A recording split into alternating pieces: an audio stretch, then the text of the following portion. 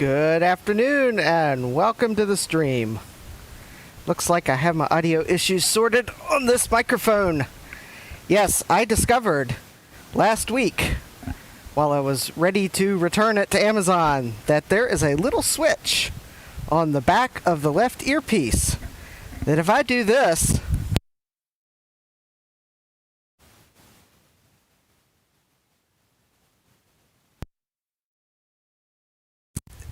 it looks like a mute switch, but it doesn't seem to completely kill audio. So I would see a very little bit of audio coming through. Anyways, I have up on the screen the pad of shame. This is the pad that caused so much trouble a couple weeks ago when I last tried to build this project, because I don't know how apparent it is on the camera, but it looks like not only is the pad burned away, but it looks like there's a hole burned through the PCB. And whether that is a result of something I did, or possibly a result of a defective PCB right in that area, or combination of the multiples, well, I don't know. But all is not lost, because this past week I received these beautiful, perfect purple PCBs, not sponsored by OSH Park, because I paid for them with my own money. So not only did I get one, but I have 3 beautiful PCBs, and I am a glutton for punishment. Not only do I have 3 PCBs, but so that I do not have to desolder the parts that I did attempt to solder to this board, which includes an IC socket that is horrible and I wouldn't want to reuse it anyways, but I believe I melted one of the pins on it. But I bought some more capacitors, and I bought resistors, and I bought more resistors, and I bought even more resistors, and I bought, packaged away in a little bubble wrap thing here, I bought photosensors, which are hard to see, but I promise you that's what they are, because I don't want to have to try to desolder them from this board if I don't have to. I'll just use new components. Oh, and I bought more photosensors because I placed orders with 2 different vendors, forgot that I had them in the cart for both vendors, and checked out with both vendors before dawning on me that I just bought like $12 worth of photosensors or something like that, because I think they're about $2 a piece. But I guess I don't feel bad. They did come from Adafruit, so I don't feel totally bad for that. Also, I have other things I did not have when I last tried to build this project. I have some good flux from Amtech. I have a brand new tip tinner, because I have reason to believe I might have contaminated the old one I was trying to use. I won't throw it out just yet, but I'm suspicious of it. And I bought one of these to try it as well, because why not? Because I thought maybe the tip needed cleaned, and well, that's highly reviewed too. Oh, and I forgot, in my orders from the merchants, the most important thing, IC sockets. And yes, Joe from Joe's Computer Museum, if you are watching, I did remember to get dual wipe sockets because the single wipe ones are absolute garbage, and plus these are supposedly, well, they should be better than the ones I was trying to use because these are actual, let's see, what brand are they? TE Connectivity. So they actually came from a brand I recognized. And before I get too much further, I do want to say welcome to Haas 00312. I believe you gave a follow on Twitch right as I ended the stream on Thursday, because I saw an email about it like right after the stream. So I know it's delayed, but thank you for the follow on Twitch. I do like to make sure that I welcome you, even if it is after the stream, if I am notified. Other things that I will thank you for when I see them. I do have a Buy Me a Coffee, and I do like coffee. And I believe my coworkers even like it when I like coffee.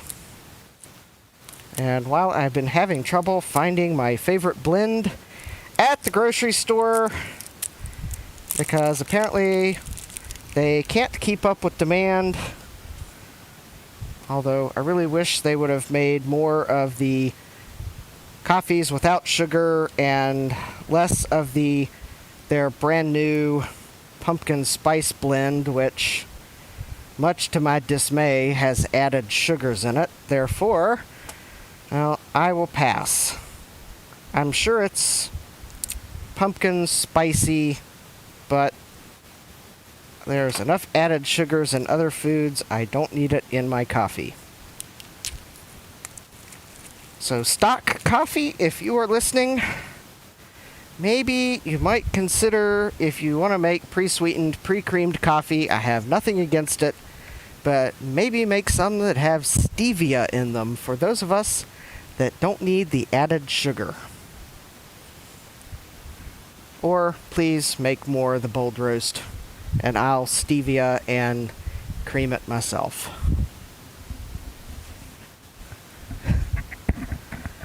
And enough of that coffee talk. I think it's time for some solder talk. Let me adjust my camera. As you might have noticed, you might notice it looks like I'm sitting a little higher, and that is because I did finally get the old cylinder out of this chair. I don't know how many attempts it took, but I finally did, because I bought another cylinder. I bought one that came with a removal tool, because they don't sell the removal tool separately. So with that removal tool, which applies pressure in an upward fashion instead of a twisting fashion like the pipe wrench method uses, which, if you saw my previous stream and saw I had that pipe wrench, I couldn't get it out with the pipe wrench, not even with letting the penetrating oil soak in where the cylinder was attached. Yeah. Now, the upward motion, though, I removed it very easily. It came off within about a minute. Once I'd securely fastened half the clamp on, loosely tightened the other half, and started screwing down to apply that upward force, it just popped right out. And then got the chair back together. Even finally, last night, figured out where the two mystery plastic pieces went that came off while I was trying to fiddle with things, so I didn't really know where they were supposed to go, but I figured out that that was why my seat was loose. So without further ado, oh, yes, it would probably help if hey Siri, turn on my soldering station. Okay, the soldering station is on.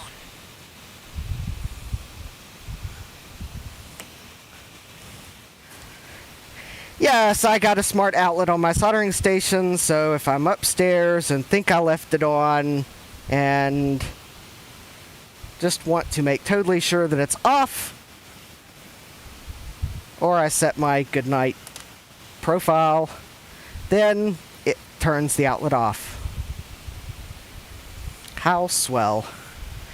Alright, and first, because if you saw my thumbnail picture, you probably noticed my soldering iron looked kind of dirty. I'm going to give it a little cleaning and tip tinning. Alright, so this thing, you just basically, I think, kind of rub the, kind of like so, I think.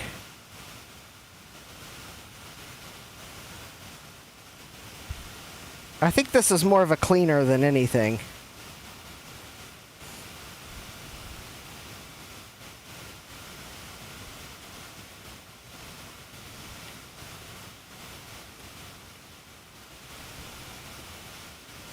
Well, it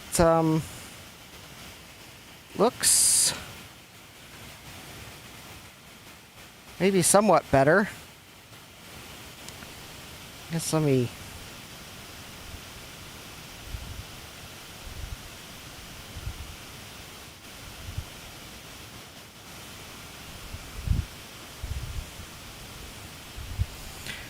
try to do it under my smoke absorber.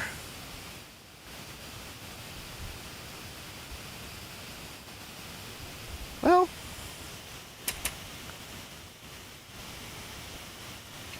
I don't know. It does look like some of the oxides are off of it, but I should probably throw away the desiccant that was in the tip tinner. And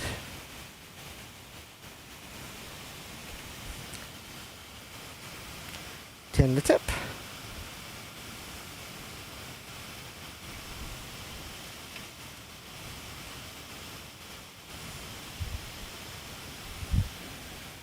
Well, that, alright, well that looks like a, yep, decently tinned tip. Alright. Well, let me see, there's one other thing I want to do. If I have it sitting over here, I think it's on the floor.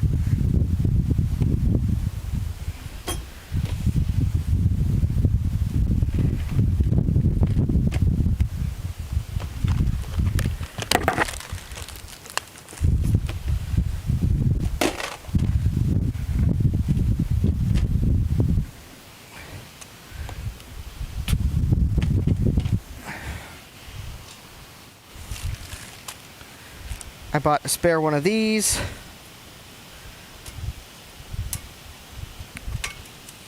Because there were some concerns that my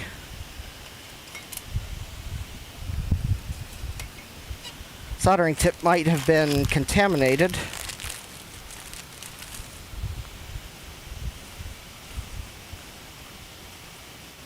So I'm just going to replace my iron brush.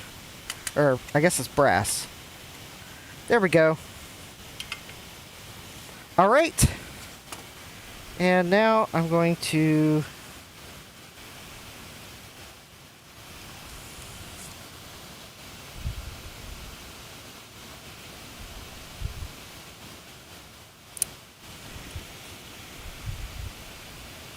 kind of clip off the little board edges. I may have to sand them.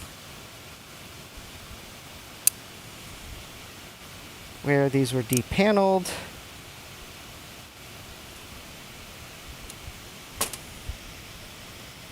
But it does look like the board is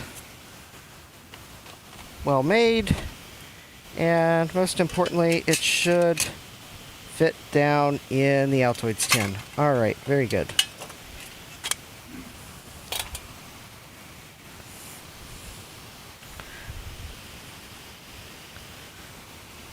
Alright, I have the instructions printed for my ease of use. Now, I'm not going to punch the hole in the case on stream.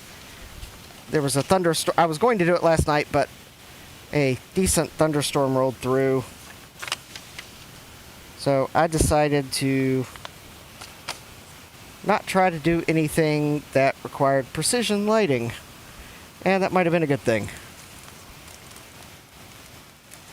Because the power did actually go off briefly.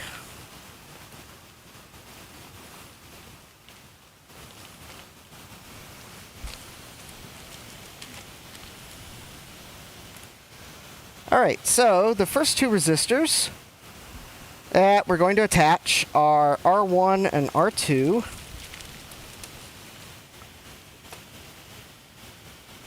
Which are here and here. And those are 10k ohm resistors. Which should be these ones here. Which I bought from Newark. Because they were a good price. I think these were some of their budget resistors. So I bought 100 of them because you can always use a 10k ohm resistor, and I want to say that 100 of them was 50 cents or so. And they're 10k ohm, possibly quarter watt, might be 500 watt, but they're 1% resistors, and they were cheap enough to buy some extras. But just to make sure, because some of these bags were not labeled the clearest,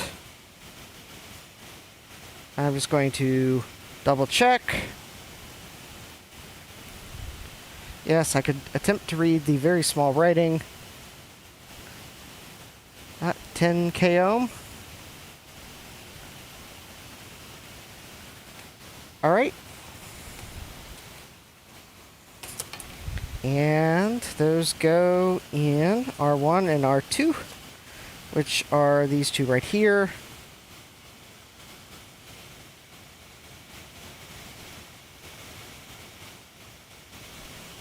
And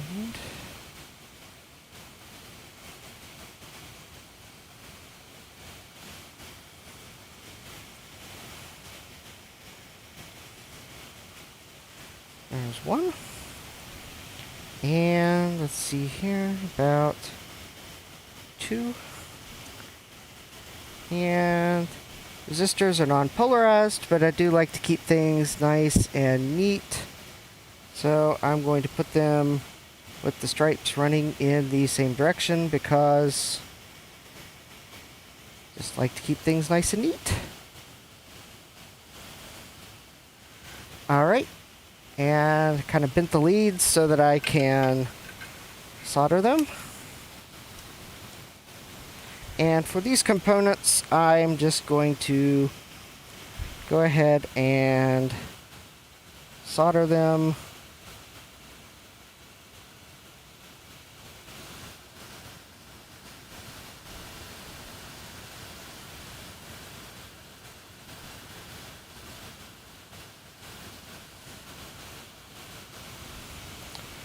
I think I may have used a little too much solder there.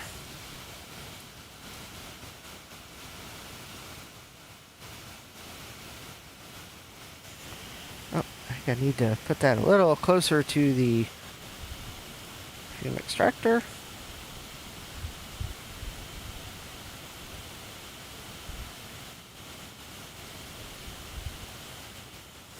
And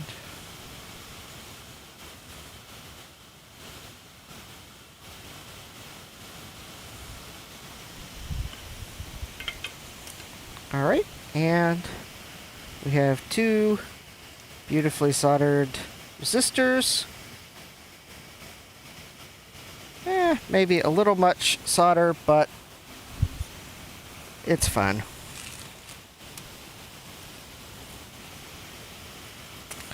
Oh, we will clip the leads.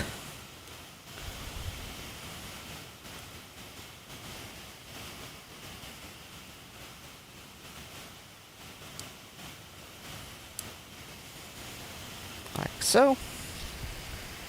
And alright, we have our resistors.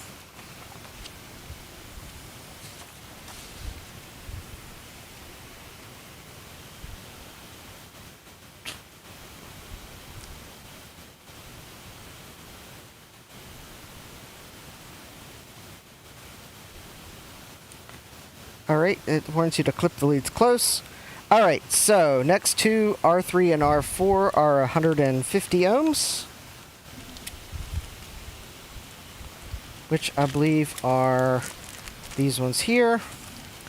Again, these came from Newark.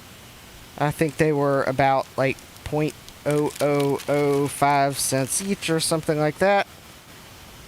Because I think they were also about 50 cents for 100. 50 or 60 cents. It was something like that.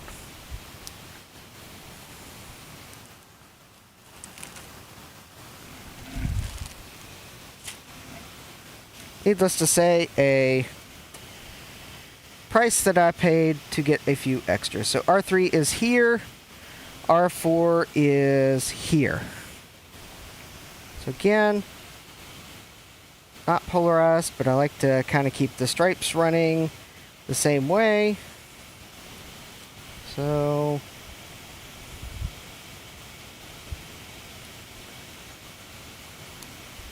R3 and R4.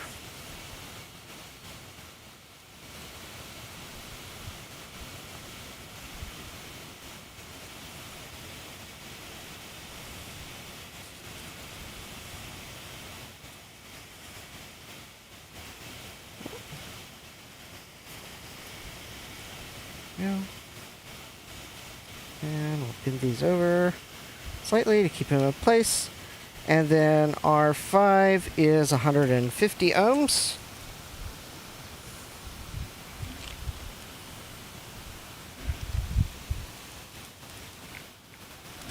Oh, wait a minute. No, R5 is the 1.5 k ohm.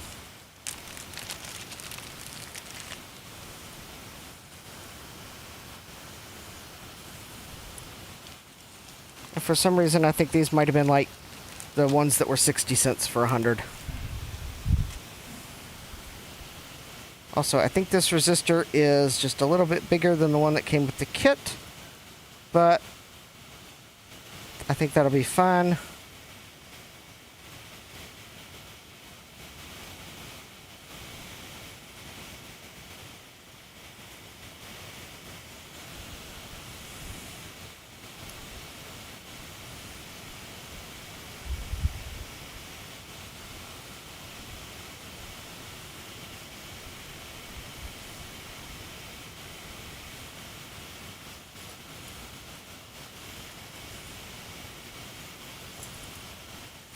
Important thing is I was able to get the correct values, even if they are a little more precise. The preciseness, I think, where these go won't affect anything. I don't think it was necessary because I think these are pull up and pull down resistors.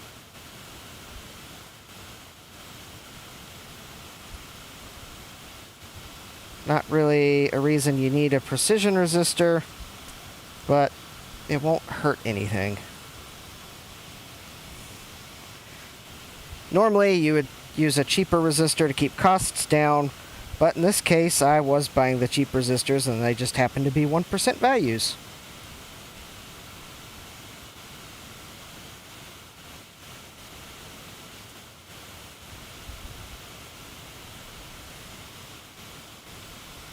But I think in that case it's their house brand, and I have a feeling it's the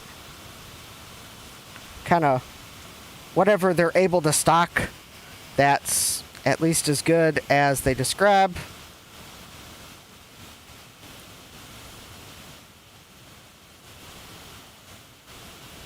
So it's probably not necessarily given vendor. Quite honestly, it might be where they buy the excess capacity from a well-known vendor of resistors. and pass on the savings.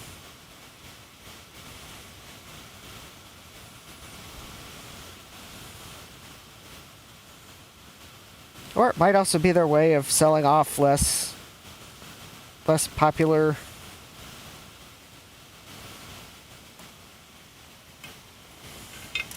I don't know. Anyways,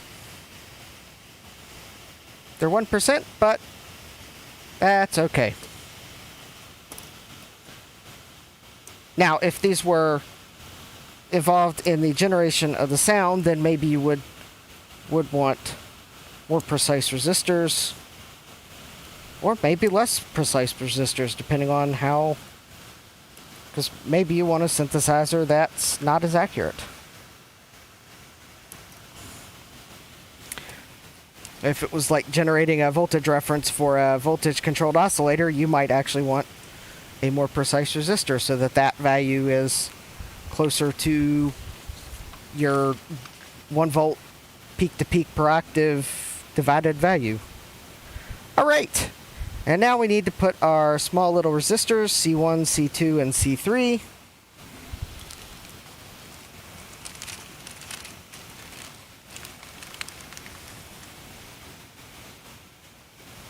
These are just 0.01 ohm, or 0.01, or no, 0.1 microfarad. Just ceramic capacitors. I got them from Newark. I only bought 25 of them. I think that was to at least get a quantity discount. Capacitors do cost resistors are pretty cheap. The ceramic caps were not quite as cheap. But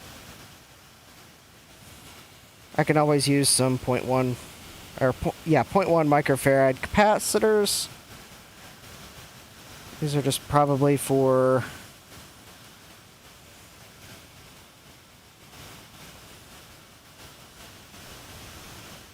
the normal things. Just filtering caps, probably. Anyways, we will stick those on the board and solder them up.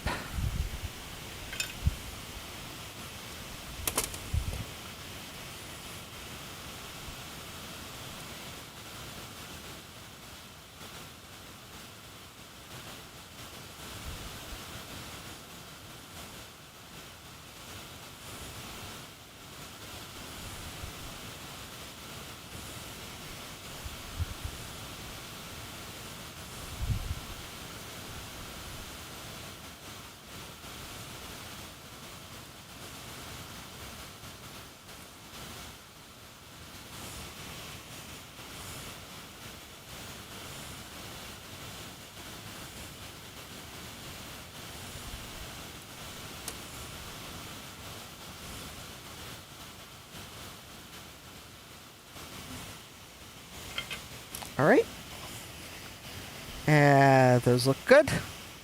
So we'll clip the leads to keep the leads out of my way.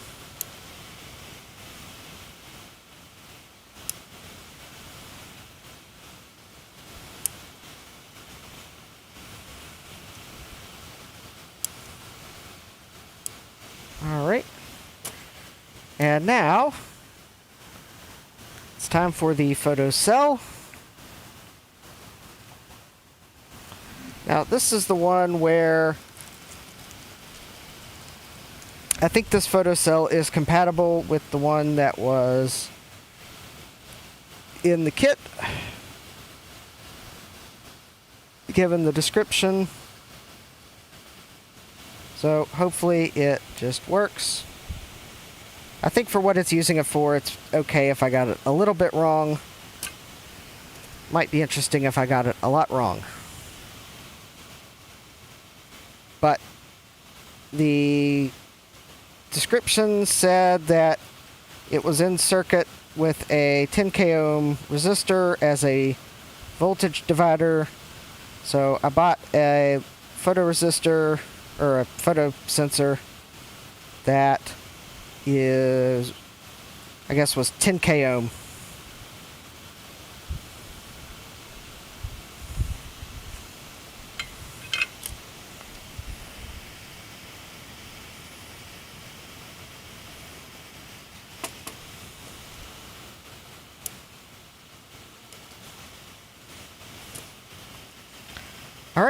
And we got a little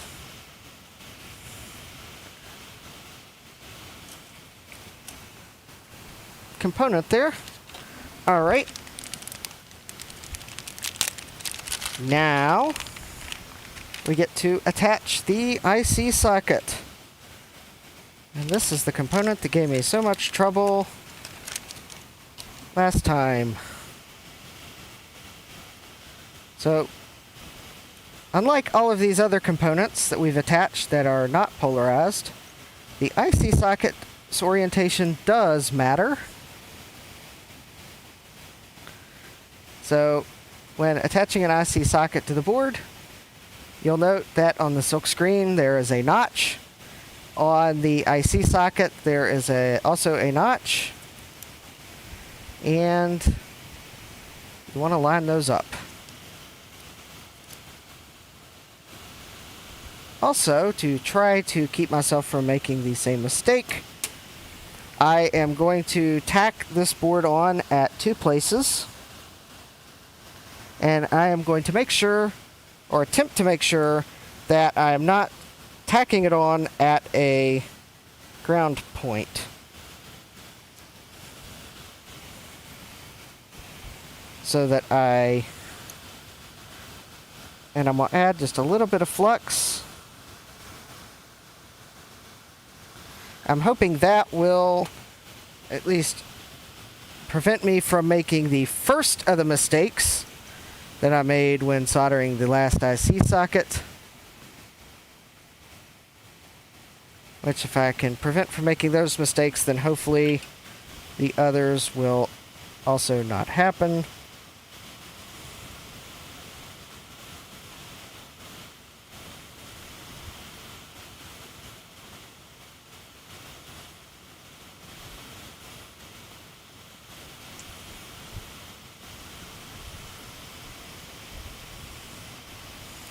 Alright, so there was one, and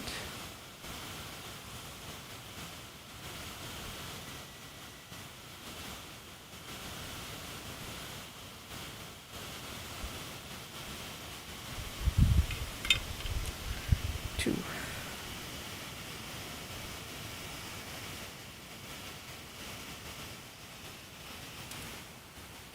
Alright.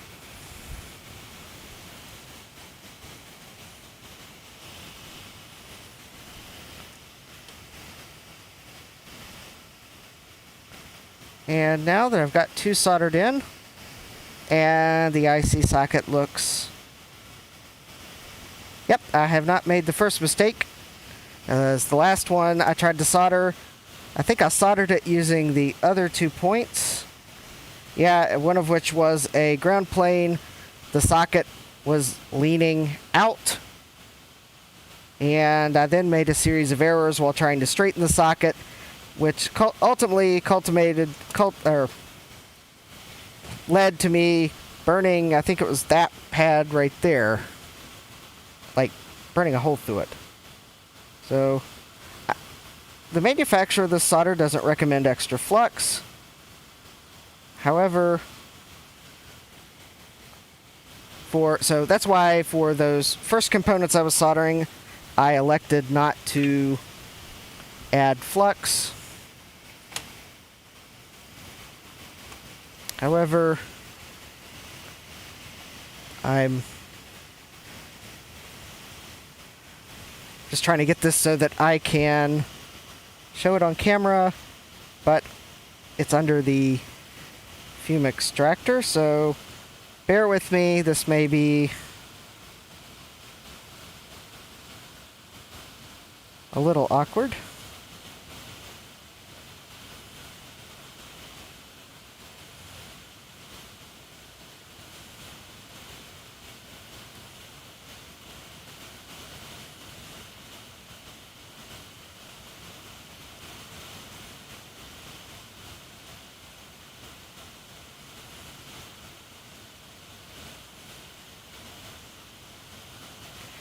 Alright, if anyone's wondering, I have the soldering iron set to 750 degrees Fahrenheit. I don't know what that is in Celsius.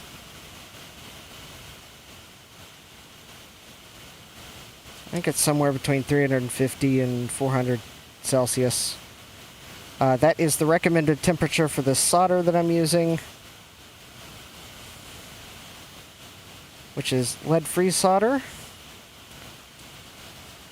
The flux I'm using is Amtech Universal No Clean.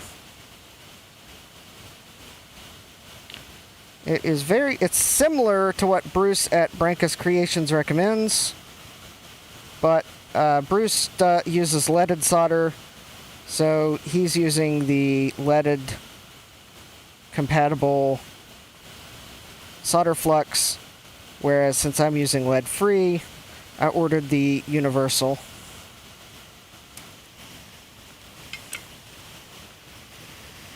Which means it can actually be used for leaded or lead-free operations. Alright, so there's half the pins down. The socket looks good. Now there is one other thing that I may have done, or well, it's actually another thing that may have happened. It's not necessarily anything I did. But the MintySynth Kit instructions recommended leaded solder. It is quite possible that the PCB that came with the kit was not really... It may have not had a hazel layer on it, or otherwise the solder mask may have not been a high temperature friendly solder mask. So it's possible that's why I ended up burning a hole through the board. It's also possible there was a latent defect in the board.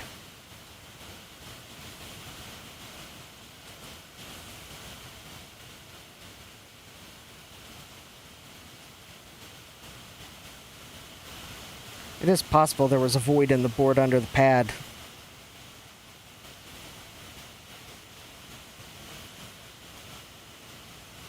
Okay, a few of these solder joints I'll probably go back and touch up again.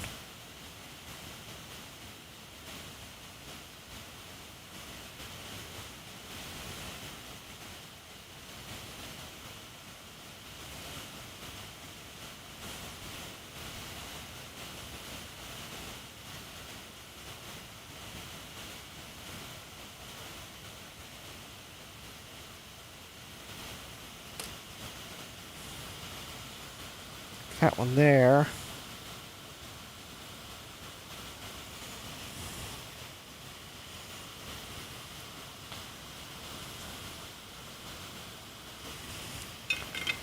All right.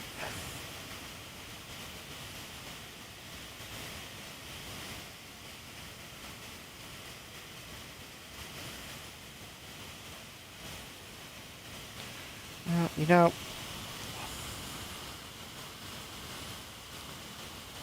all right.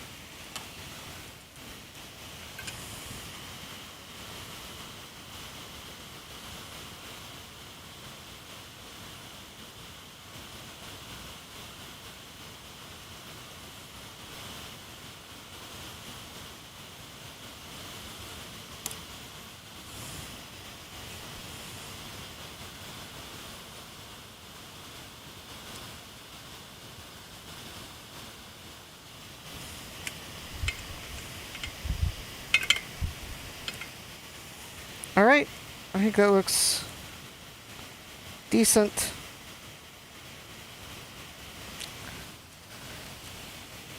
I mean, I want to clean the board because there's definitely flux residue on it. But hey, I got past the IC socket instruction, which is good. So that means I feel like I can dump the parts bag out to make it easier to get the parts as we need them. So everything I just attached to the board were components I bought so that I did not have to resolder or desolder any of these. So now everything I'm attaching now are parts that came with the kit.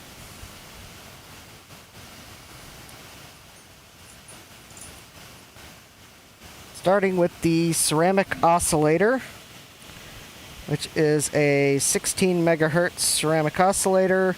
It is part Y1, which goes here. And it is not polarized, but I'm going to attach it so that I can read the frequency marking with the chip in the socket. Not that I'll likely need to see it, but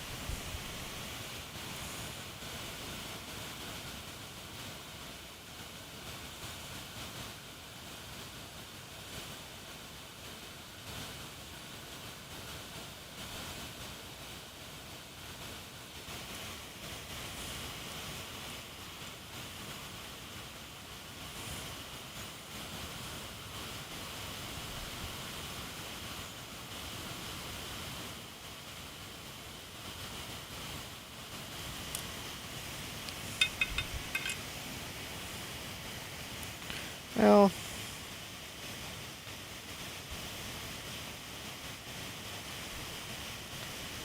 all right.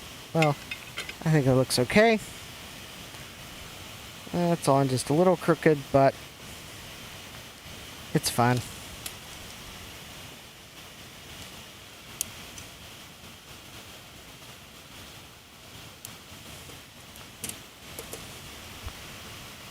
All right. Whoop. Well, my clippings are stuck to the board. Let me get that before I forget. Stuck in the solder flux. It is tacky solder flux after all. Alright, so now we've got our ceramic oscillator on. Now we need to attach the 6 buttons. The reset button is the short one. Alright, well let me find the 6 buttons here. Well this is probably the reset button here, because that appears to be short. 2, 3, 4, 5. There we go.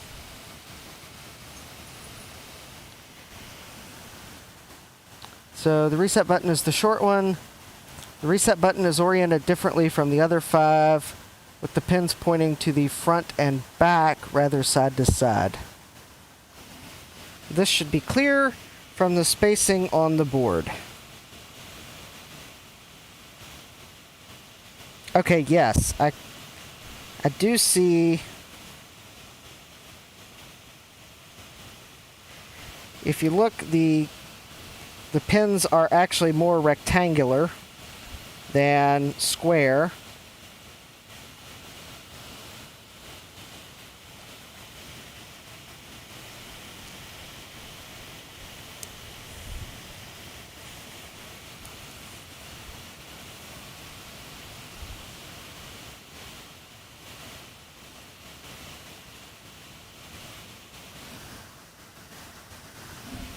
Oh, there's where the reset button. Okay, yeah, I see.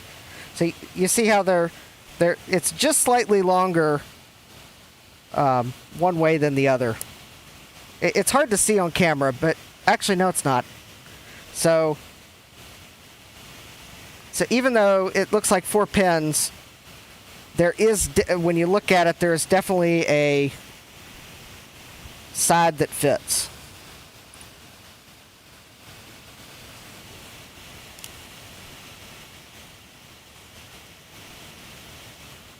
So it'll make sense. If you build one of these, it'll make sense. Which, even though that you can't order this kit anymore, the manufacturer of the kit stopped making them because he was working on, he's selling another project now. But the thing is, this is an open source project, and all the components are still available. So, if this board works, I will share the project on OSH Park, so that if you wanted to order your own PCBs, you could.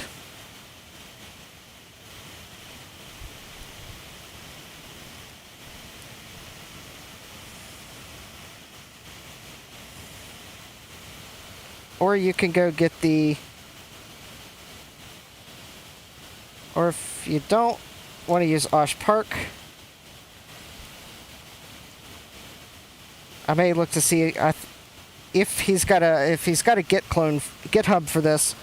I'll probably clone the GitHub, and one of the buttons, the pin was more mangled than the others. Let's see if I can get it to go in somewhere else.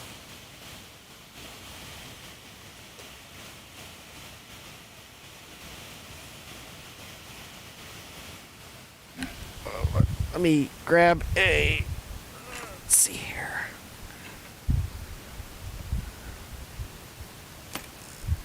Here we go. Needle nose pliers to try to straighten this pin up.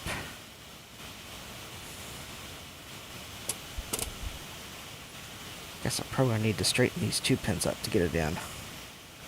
Alright.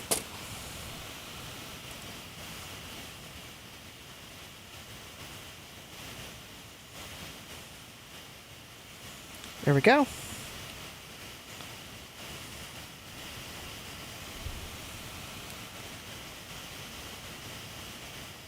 Alright. Well, it's not going to stay in that well on its own, but I got a fix for that.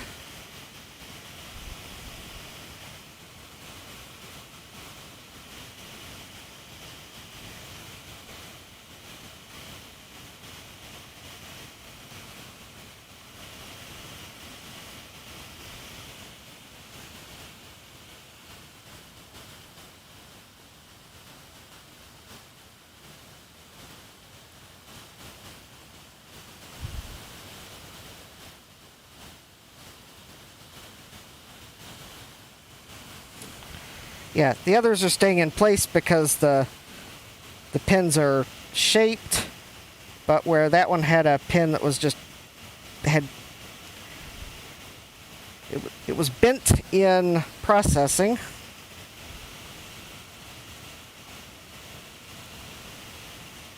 Oh, that one was bent too. I think ideally you wouldn't have thrown these switches just loose in the parts bag, because that inevitably led to pins bending.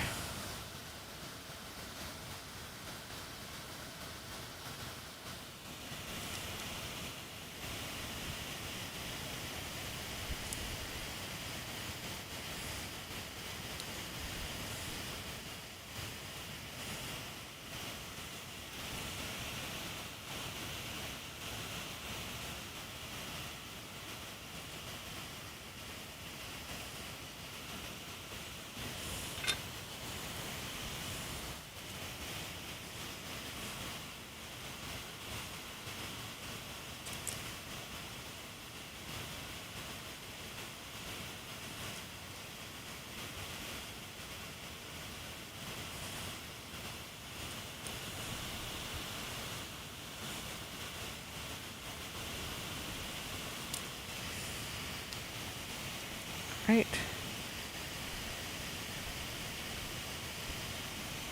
Well, if I can...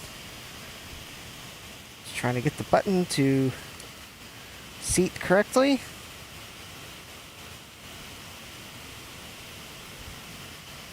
There we go.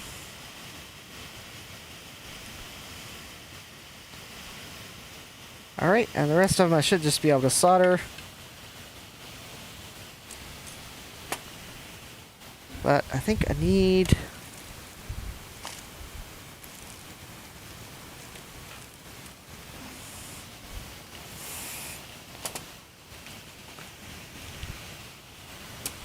helping hands here.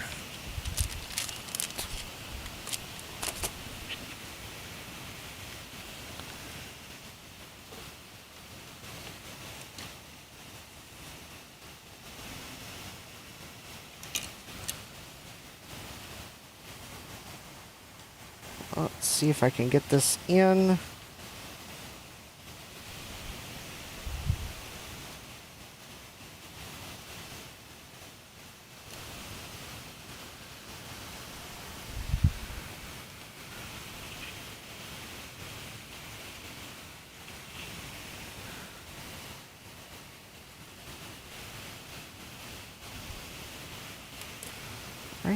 just make sure all these switches are in the board.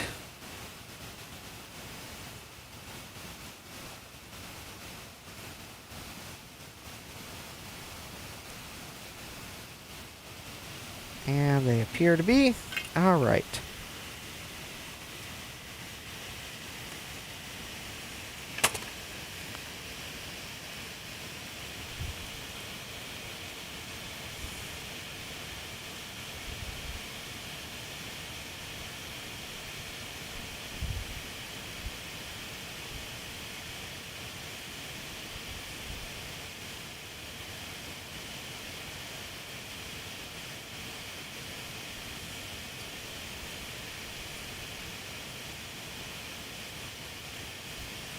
And I'm going to solder 2 pins, one on each side of the switch.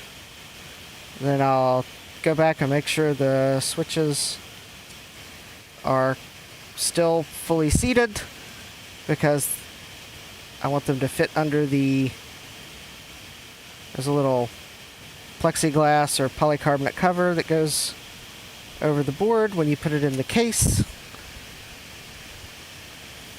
I want to make sure the switches go through the holes that are pre-drilled in that.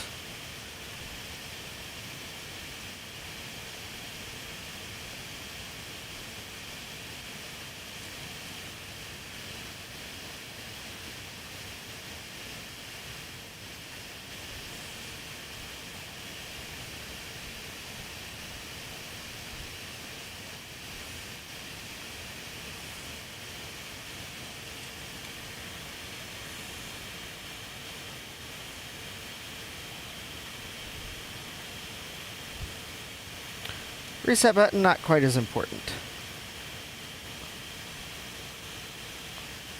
Alright. So let me check the board.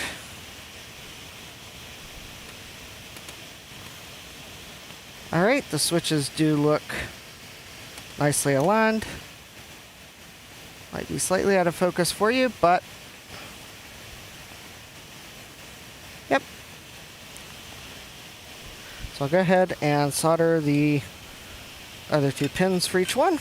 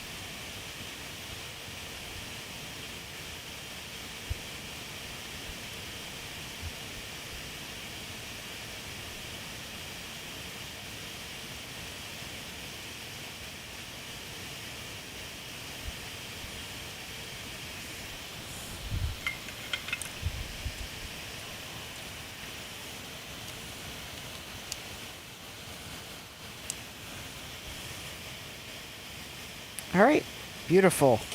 Looks nice. Alright. Set that back over to the side.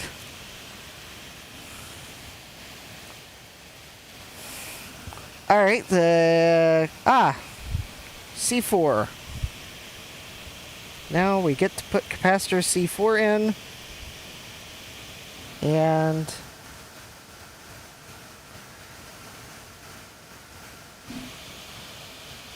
so this is polarized, so you want to make sure the negative stripe goes in the hole marked negative.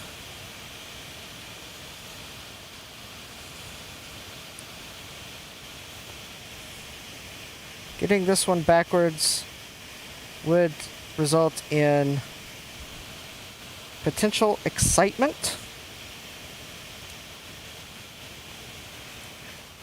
followed by certain sadness. And you'd be buying another capacitor.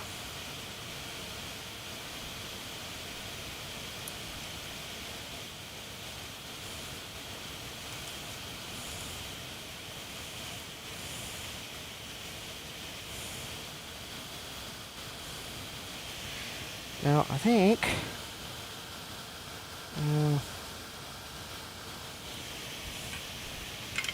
there we go. And I fixed my solder bridge.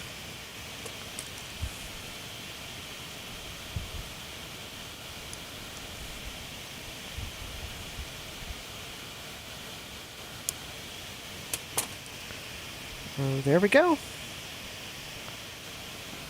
And now we get to attach the thumb wheels.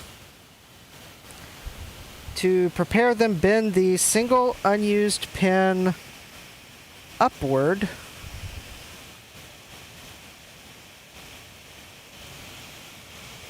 as shown in the photo.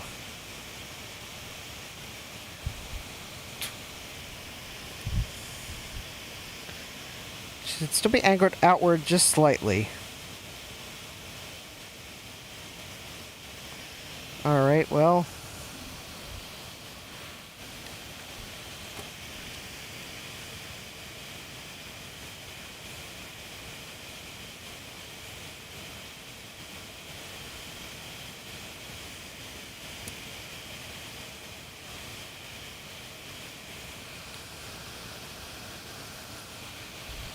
Ah, I see. And you put this in and bend it upwards.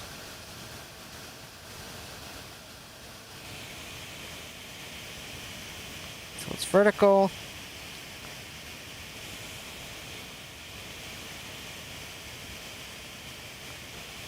Alright, well, so I'll do that.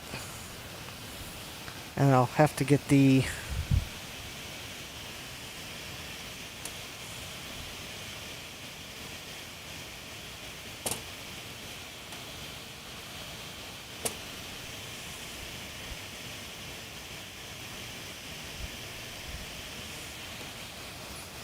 Now the reason it's having me do this is because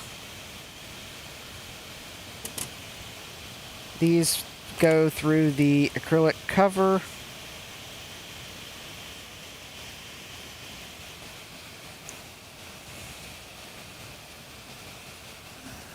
Which is right here, and there's 5 cutouts that these will fit through when this goes in the case.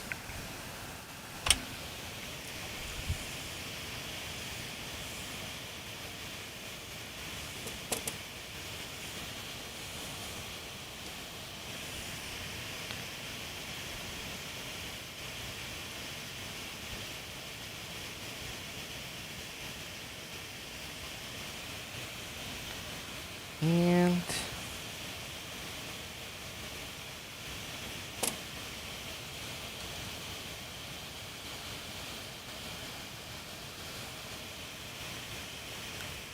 I'm not sure I would have done these thumb wheels that way if this was a commercial production product.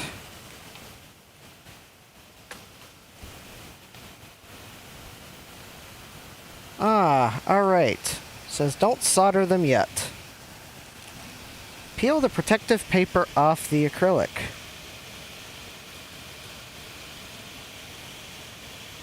Well, that appears to be easier said than done.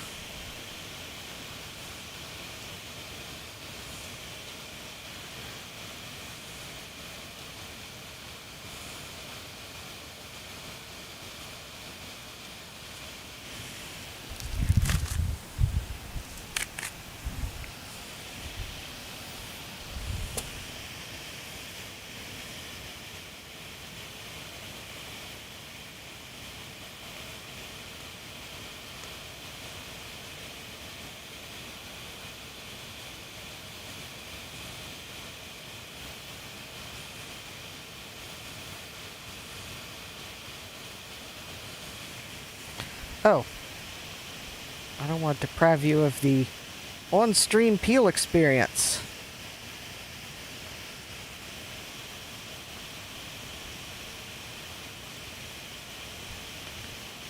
This appears to have been CNC engraved just because the way the paper was torn on the top side.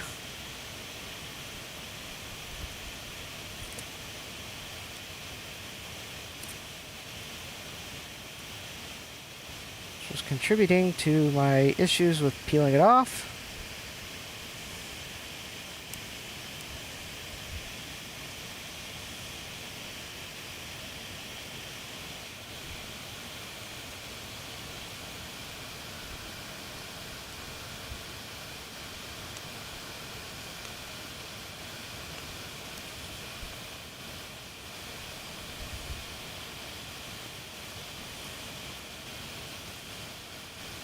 Alright, and the other side.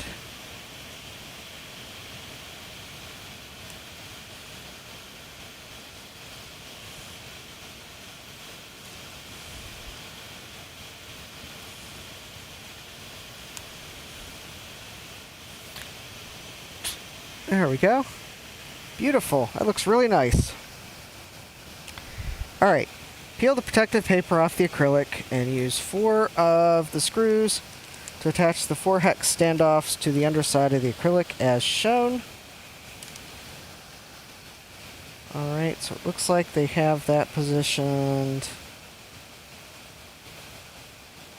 like so. That, there's a little drill hole there, and it looks like that drill hole is here. And so, alright, so they've got the screw here.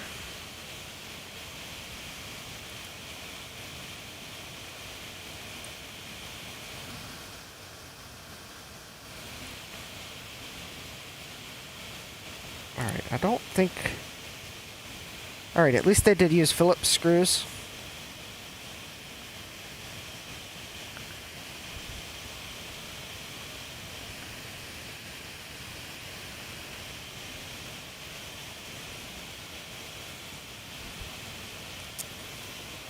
But I'm not finding it really necessary to actually get a screwdriver out, at least not for this step. Right.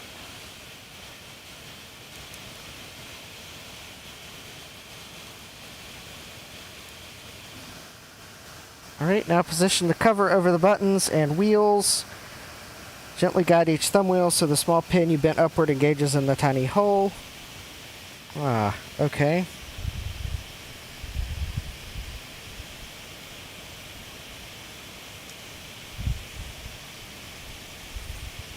Ah, this would be the fiddly part of the project.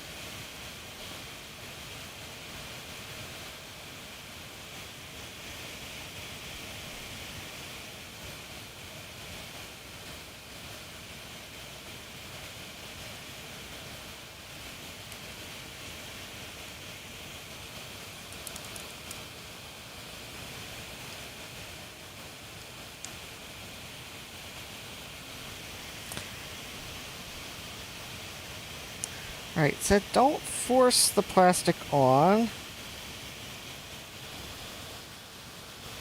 It probably means you didn't bend one of these pins right.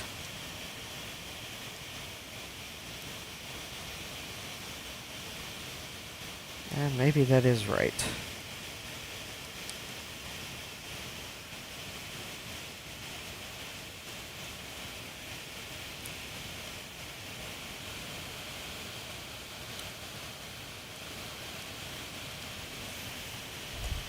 Alright, if you ask me, this is probably the most fiddly part of the instructions.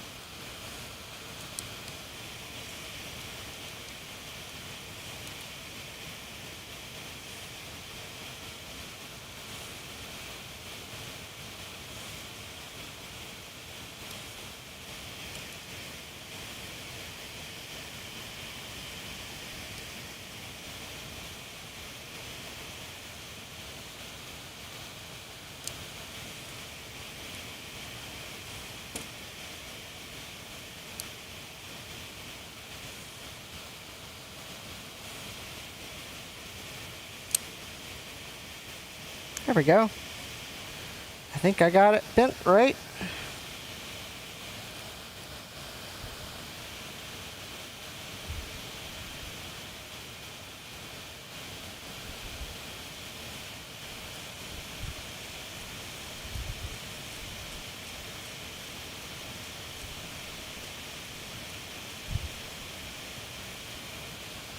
So I'm going to put the bottom screws in to hold these wheels in place.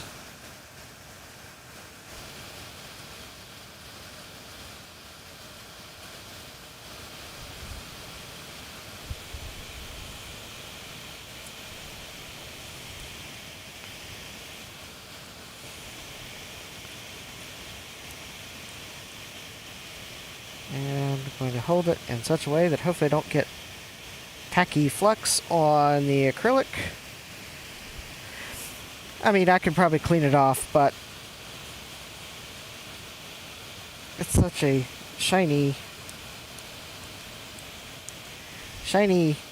awesome acrylic. I don't want to risk scratching it, cleaning it.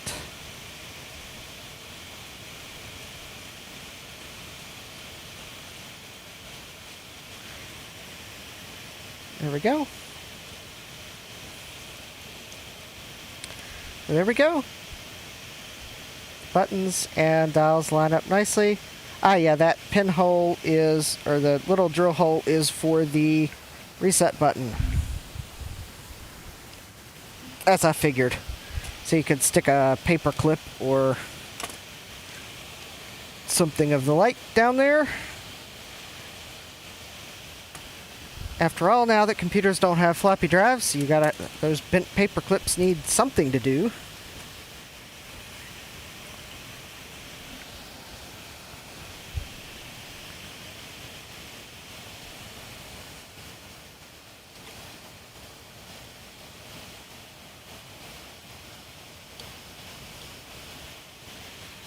As seemingly now they're relegated to ejecting SIM cards and being useless in your desk drawer. Unless you have vintage computers, then maybe you do still use them for ejection tools. All right.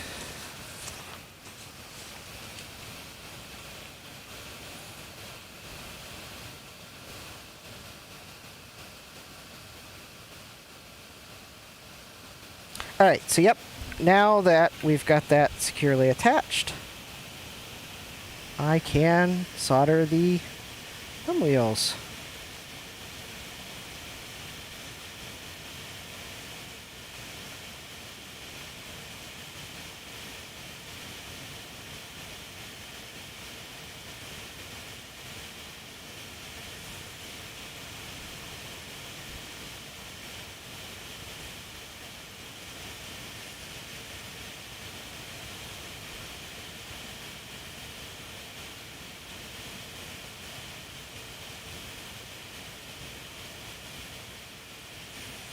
And those thumb wheels looked like they were just some 10K ohm potentiometers.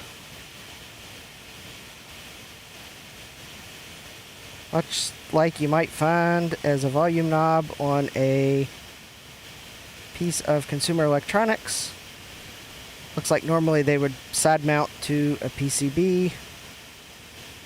And that pin that I bent up would be I guess an additional structural reinforcement pin.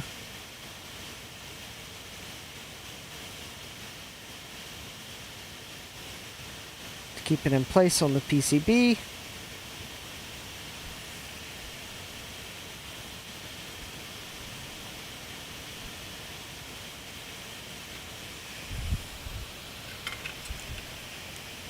There we go. Beautiful. And now those are soldered in place. And now the instructions say to remove the acrylic. But I can leave the hex standoffs attached to the acrylic. We have a few more parts to attach.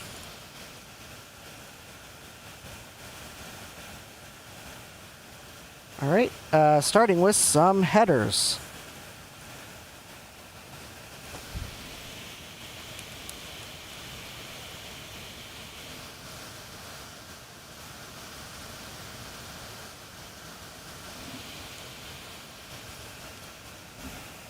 I'm following the directions that came with the kit, not more common sense, shortest to tallest component instructions.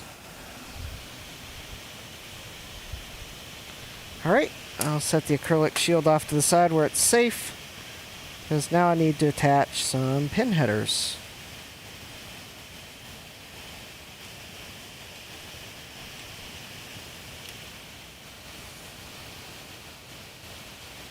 Well, two of them.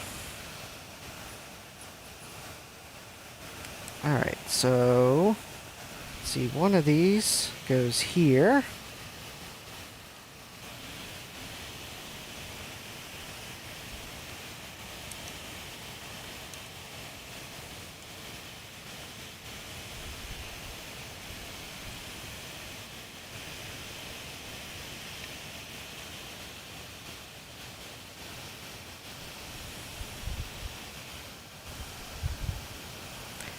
And to help hold that in place, I am going to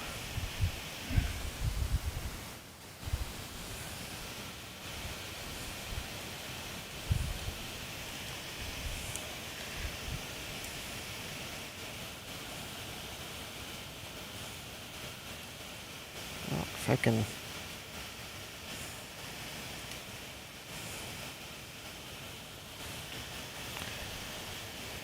I am going to use fingers touching the pin I'm not soldering.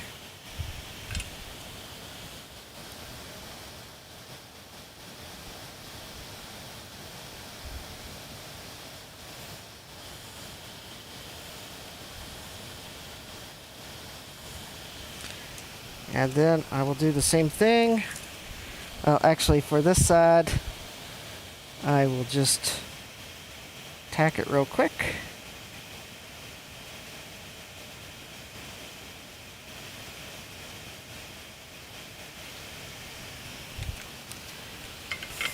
And then I will turn it over and actually get the remaining pins.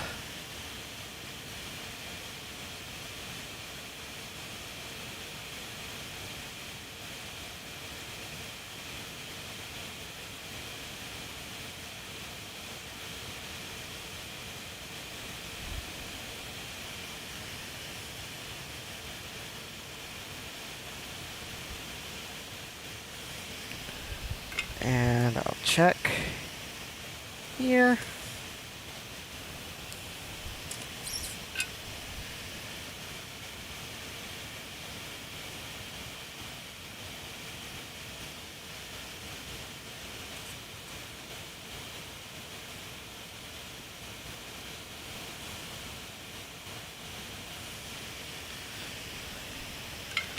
All right, and there's one pin header.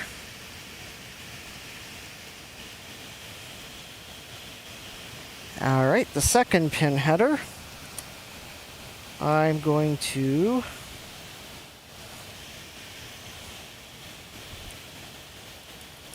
I'll tack the middle pin.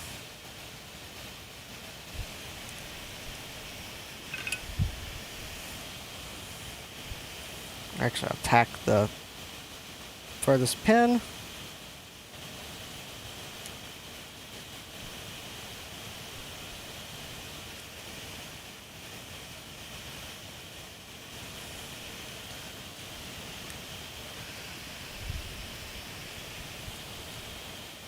And then I will tack the middle pin.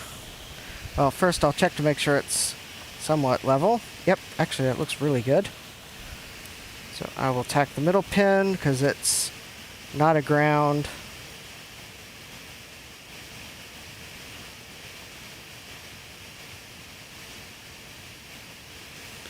And then I'll get the ground.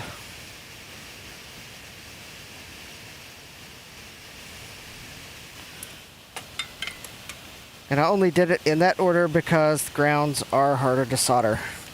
Alright, and then for the last pin headers, I don't know that I'll be able to use the helping hands. So I will do the really careful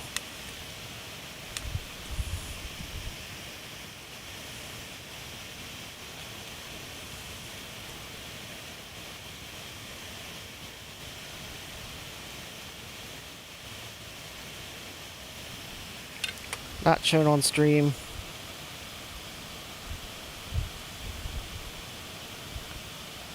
Tack it while not touching the pin that you're tacking.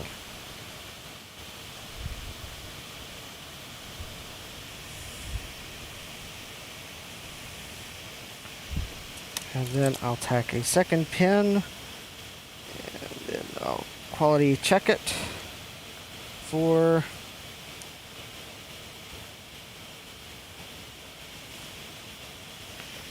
see how straight the header is.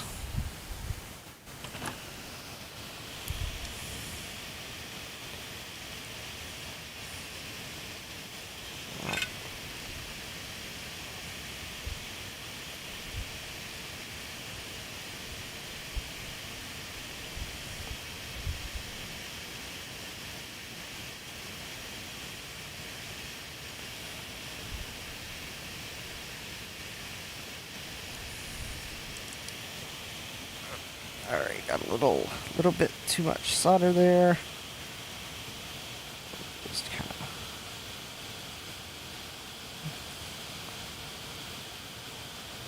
wick to get rid of it. There we go. Alright, and now I'll actually focus the camera so you can see what I'm doing.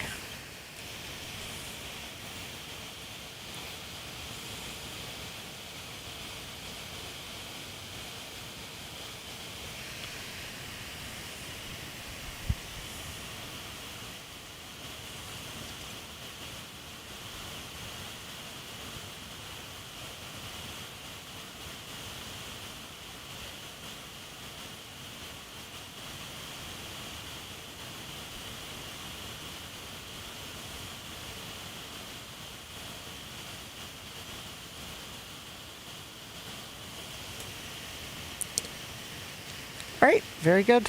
Because that's actually the serial for the serial connection.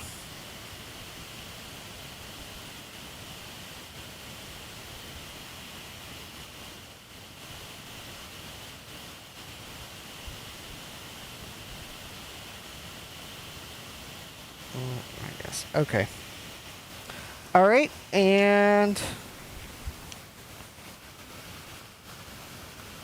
alright, so the longer lead is the positive lead on the LEDs. So these are the almost the last parts.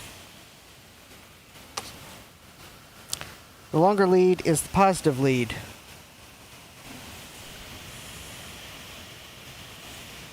So let's see here. There's also a flat side. Okay, so the amber LED is number 2.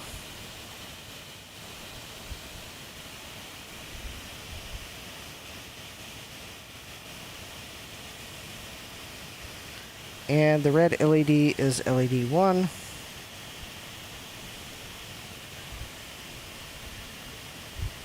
Which would make any of you manufacturers put blue LEDs on too much fans happy, because neither of them are blue LEDs.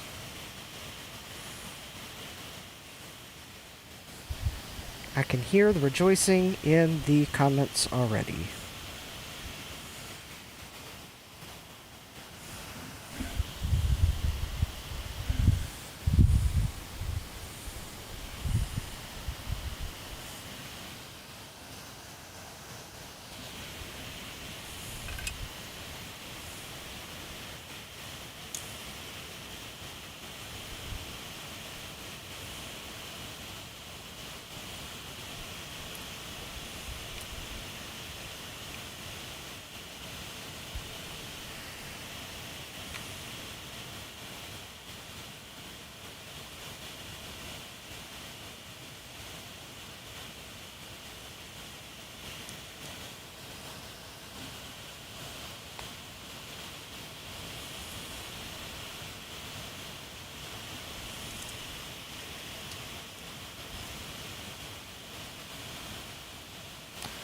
Honestly, I don't know why they had you put the thumb wheels on when they did, because seemingly that should have been the last step, since they have a little pin on them that you don't want to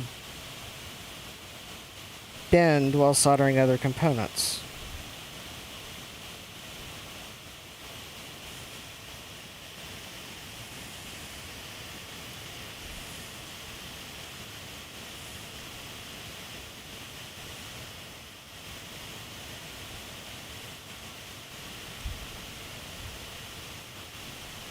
Although I guess I could see why you would do the headers after them, but I think the LEDs should be done before them.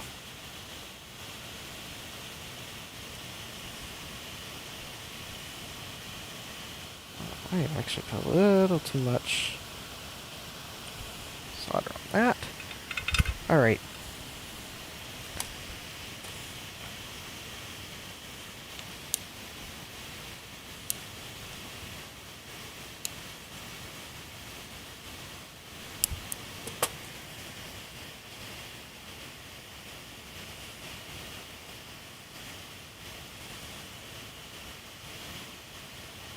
Alright, so we got the LEDs, and now we have to add the audio jack.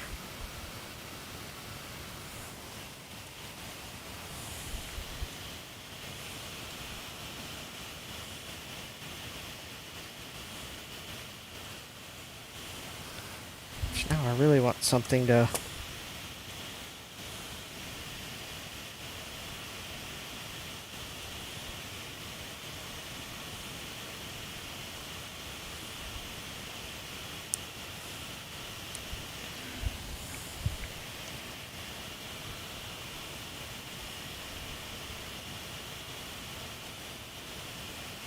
Well, maybe that'll stay in place. Good enough on its own.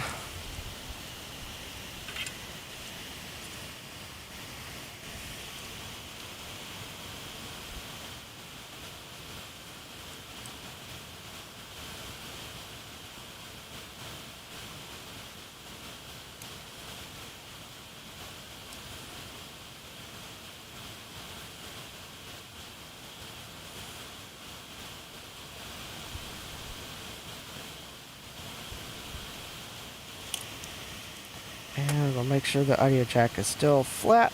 Yep. Alright.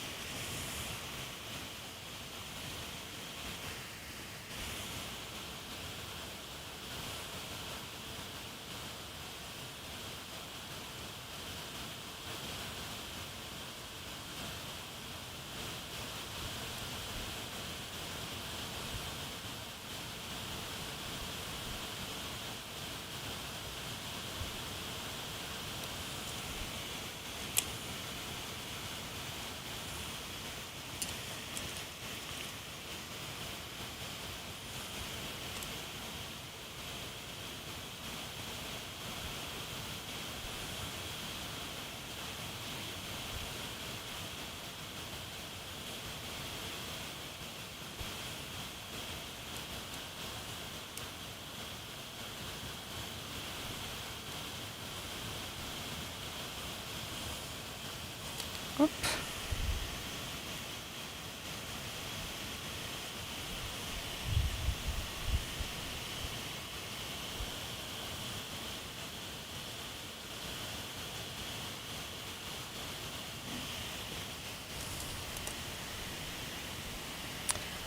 A little tiny solder bridge.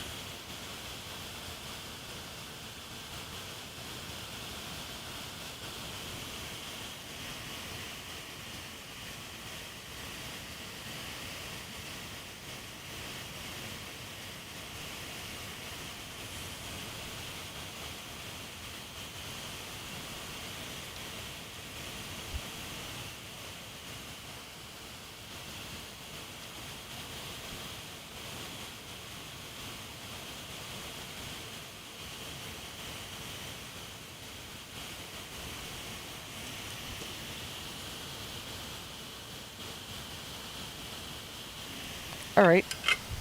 Actually, no, those pads may actually be touching. Alright. Finally snap the 4 battery clips in place.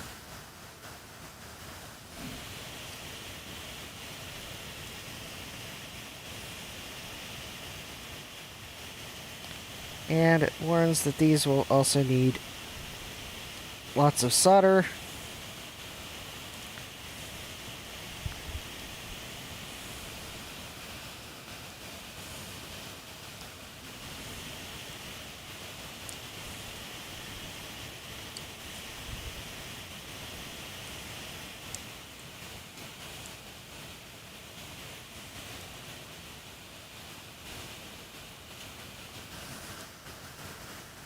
Oh, I forgot. There's one more part before I attach those. Good thing I caught that. Power switch. So we would not want our battery-operated MintySynth to go dead because we forgot to turn it off.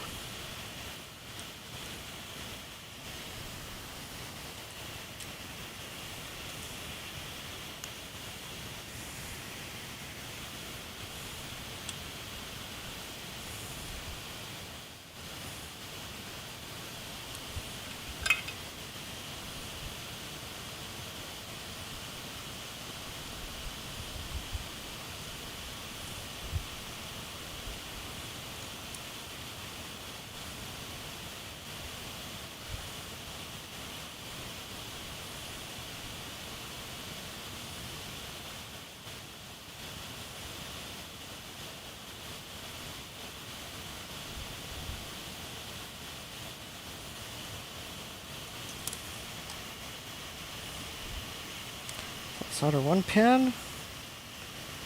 I'm going to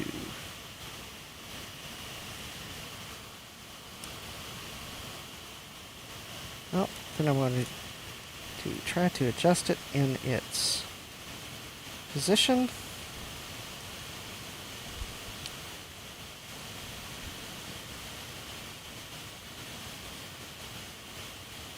And I'll probably have to add more solder to that because that looks a bit weak. Let me get the other pin here. Get more contact with the pad and the pin.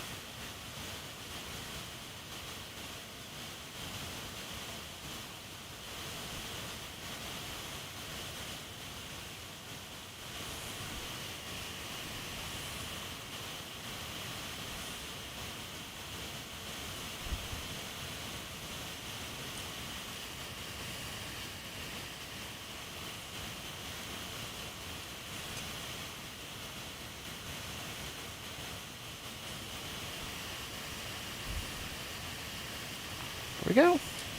And now the battery terminals, which should just snap in theoretically.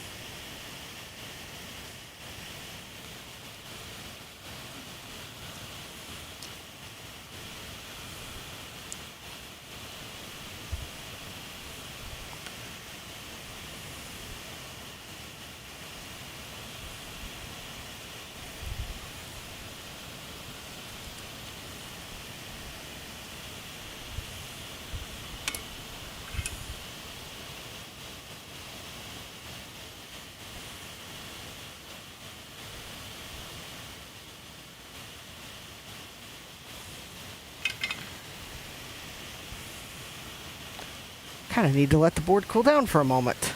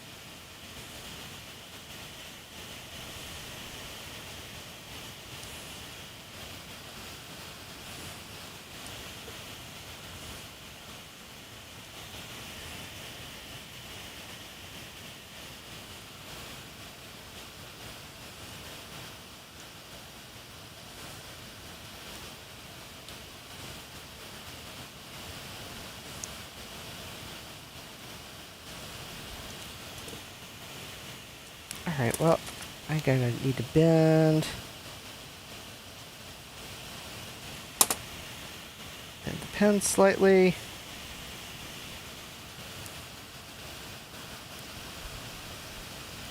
There we go. There's one in.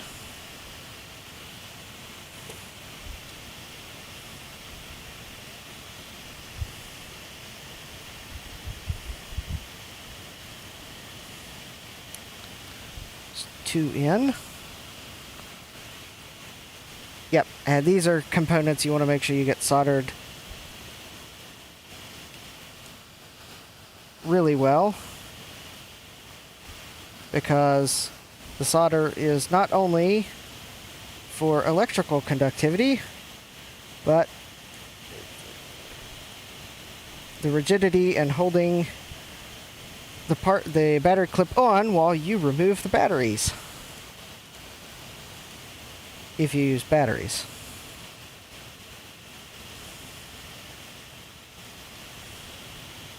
Which I think part of the allure of the MintySynth is you have what looks like an Altoids tin and it plays music.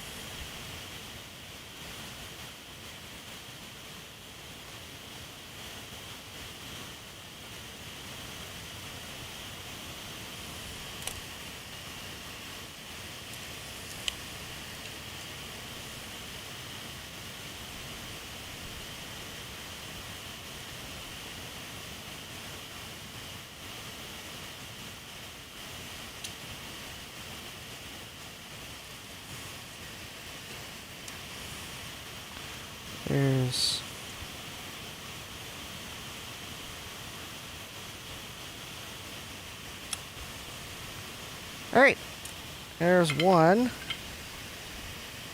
complete battery holder set. And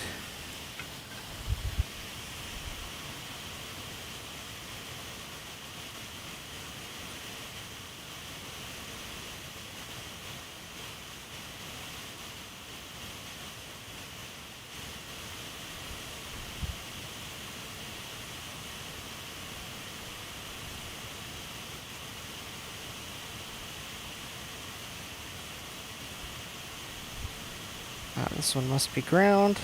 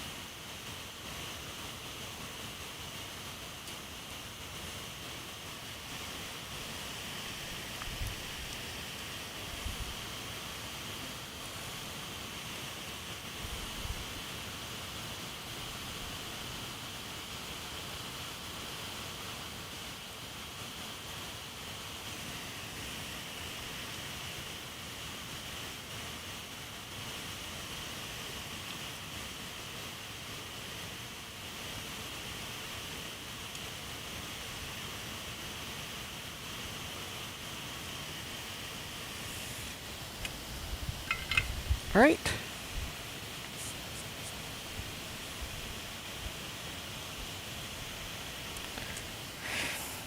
And that looks like all the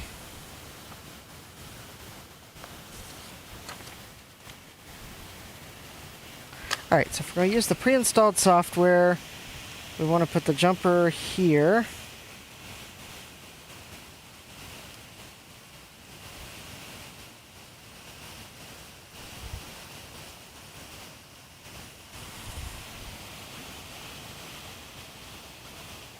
And we need to put the microcontroller in. So I need to very carefully bend the leads. Make sure I've got the notch lined up. And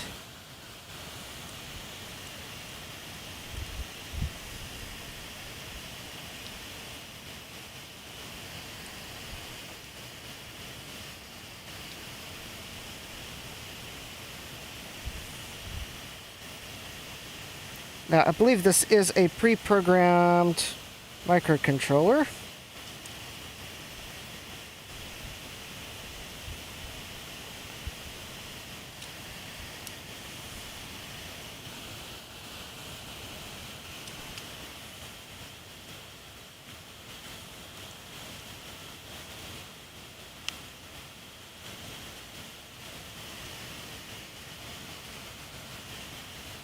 And that was a fail.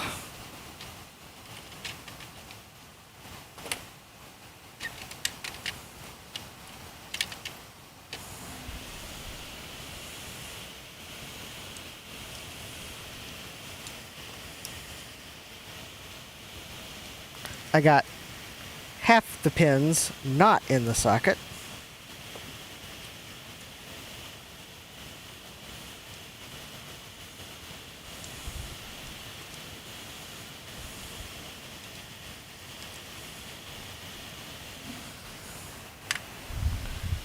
Aw.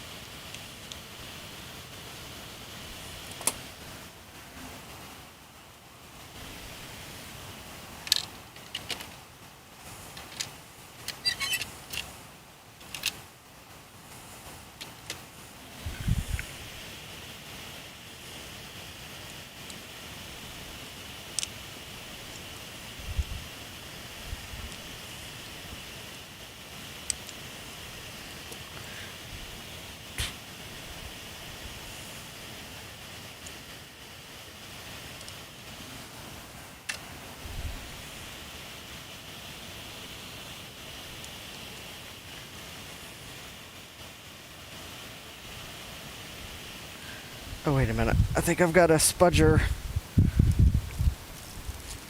which will work better than nothing. If I can remember where I put it. Or somewhere I have an IC puller.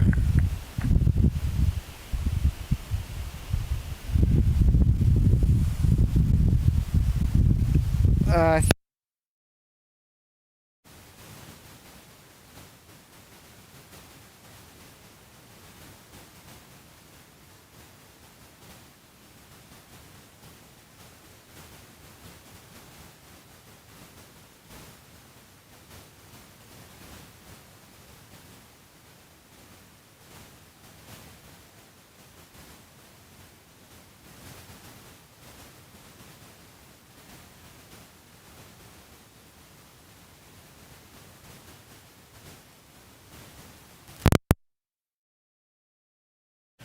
Alright, let me go see if I can find a tool to get the IC socket out, because I misaligned it, so I'll be right back.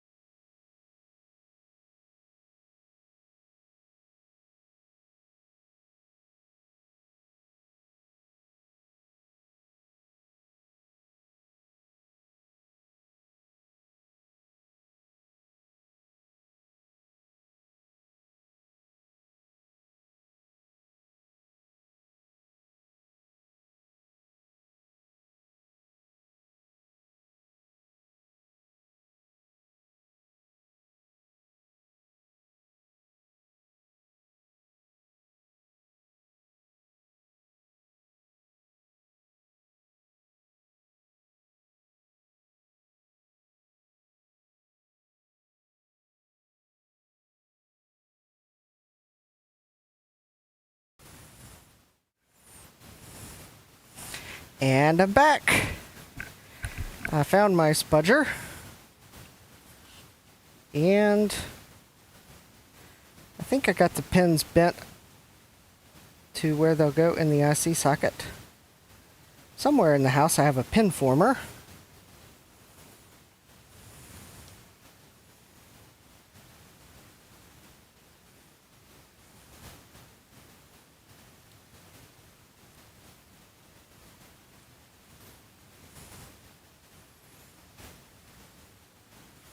But I got the IC in the socket. The other nice thing about that delay is the board's nice and cool. So, I guess since that is everything that needed to be soldered. Oh.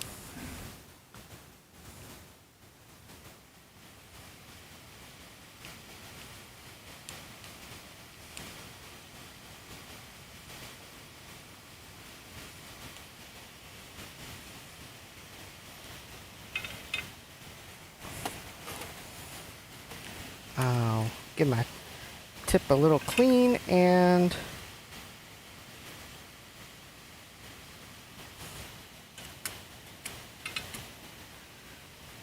I'll give it a tinning.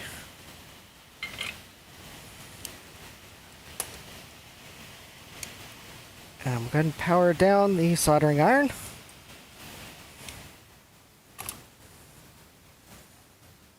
So, alright, so I'm going to make sure it is off, and I'm going to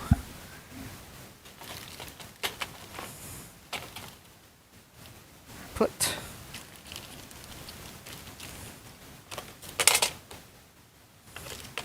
batteries in it, which I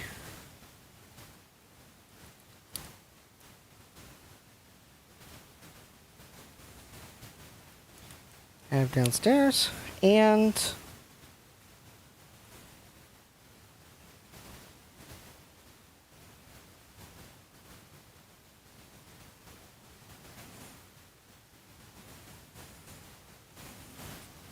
I'm going to put the cover plate back on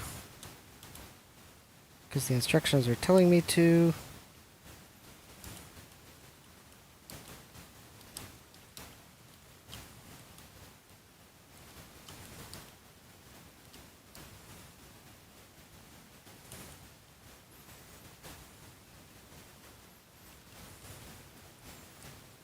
Need to fix a few of the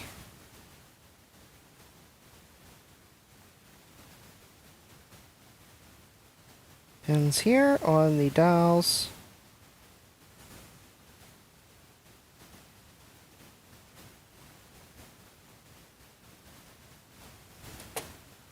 So that they line up with the plastic.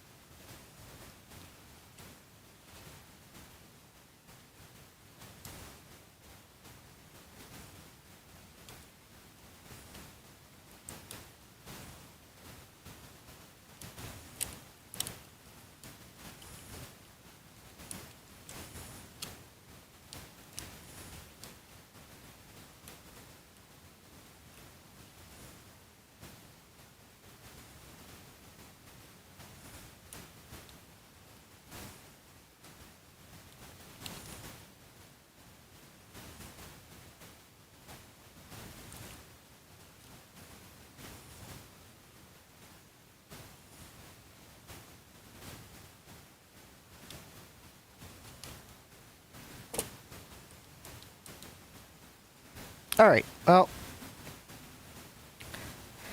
I got that, and I knock the screwdriver to where I can't reach it very easily.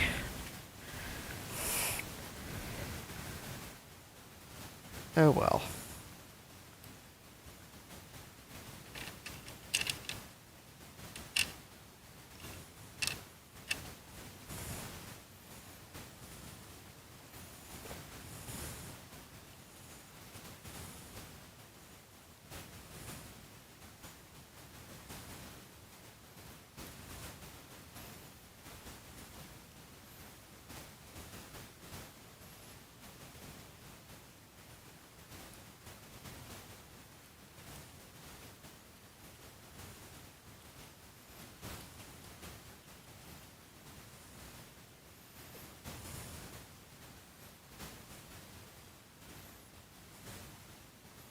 There we go. Got the cover on.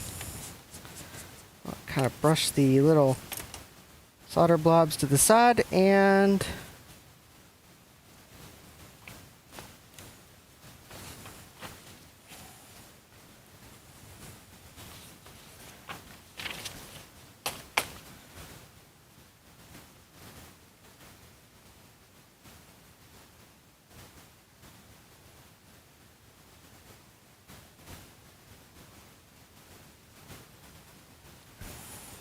if this works, I may go out to the garage and go find my drill. And see if I've got a drill bit that's the right size.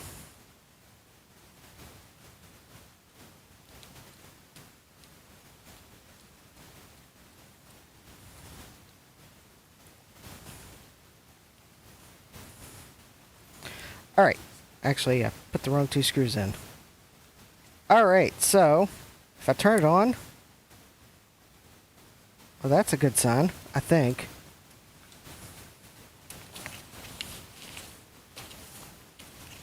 You should see the LEDs flashing.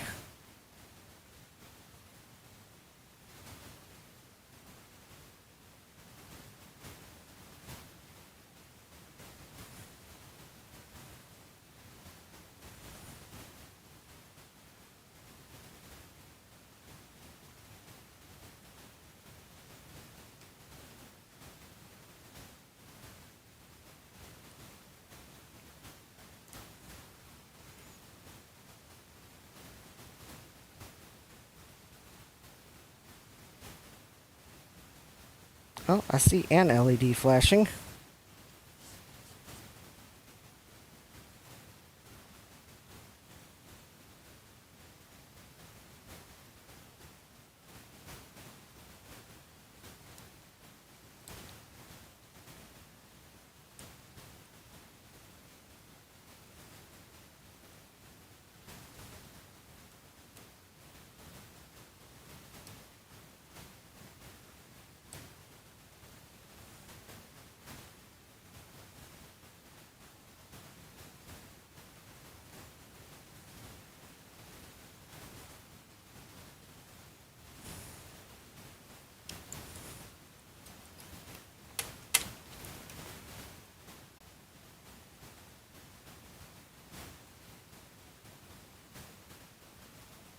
Okay, I did get the amber LED in the correct hole, orientation. I can see the flat side is lined up with the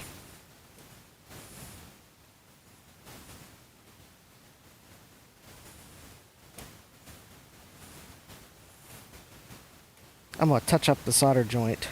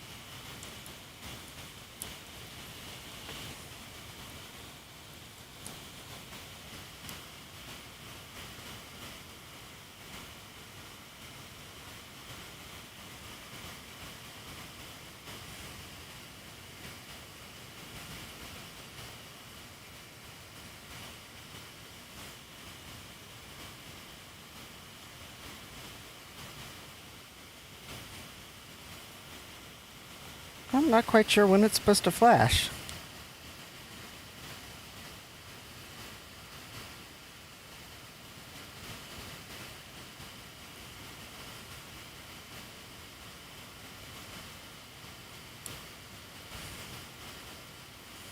Let's see here.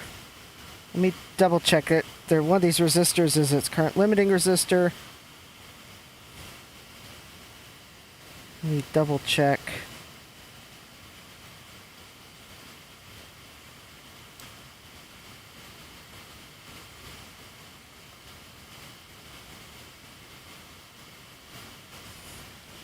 I do know the power switch leads need clipped.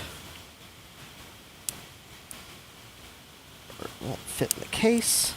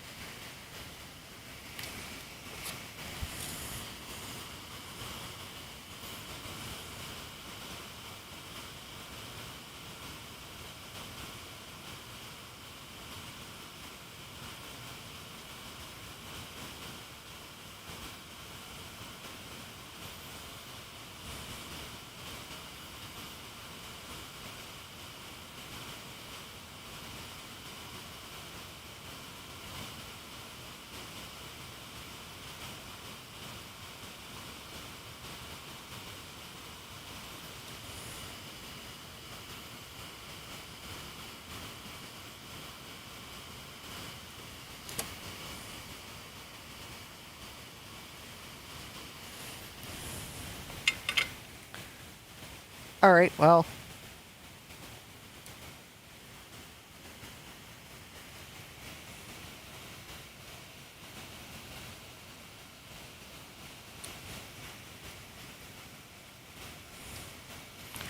I guess I can do a diode check.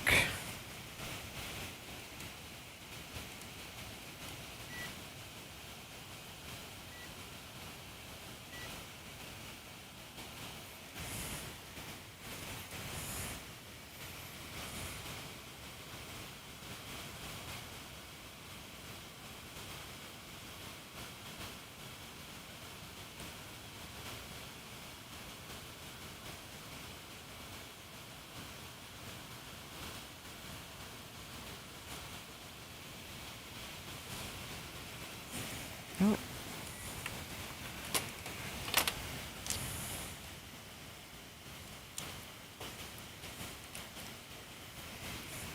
All right. I'm going to clean the flux off the board here. At least give it an initial cleaning. My official cleaning toothbrush fell on the ground.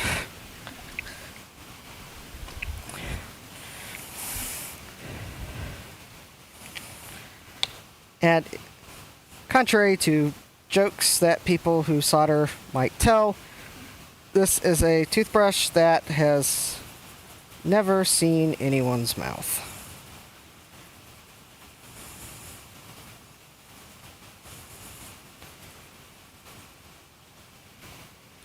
It's been a while since I bought it, but I bought a multi-pack of cheap toothbrushes somewhere. I'm not even sure they're American Dental Association approved toothbrushes, but last time I checked, the American Dental Association had no jurisdiction over solder flux cleaning.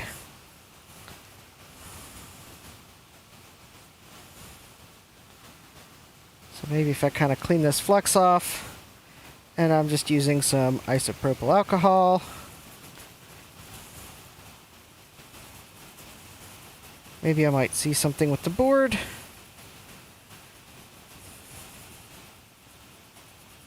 That I wouldn't otherwise see.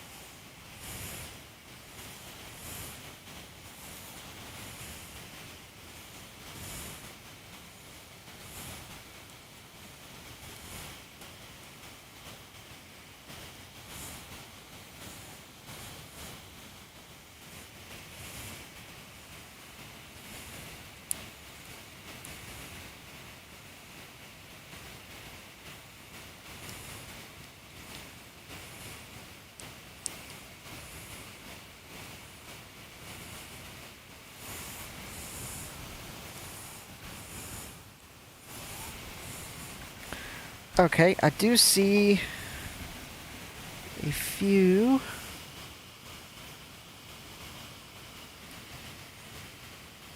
Oh, but that's one of the push buttons, so that would not...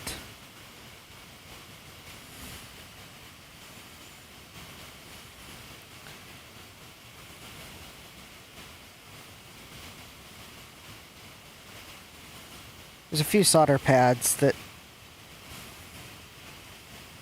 don't quite meet my usual standards, because I see one, there's like a little solder blob on the solder mask here. Oh, that just came right off. I don't think it was shorting anything.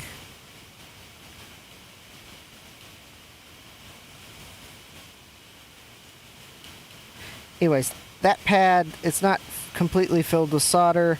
That's one of the buttons, so that wouldn't affect the LED. That's also one of the buttons. It's not completely filled. I'll go back and touch those up later. That is one of the potentiometers.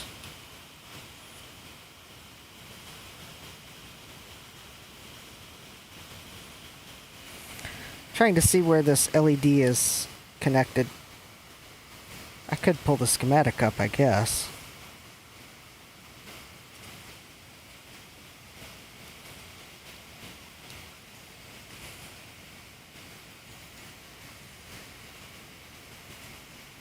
Oh.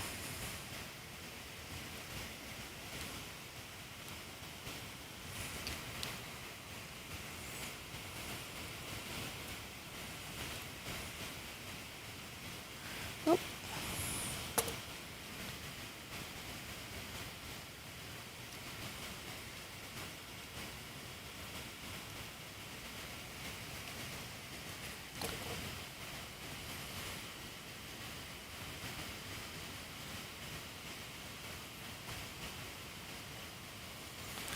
Alright, let's pull the schematic up. See which microcontroller pin that LED is connected to.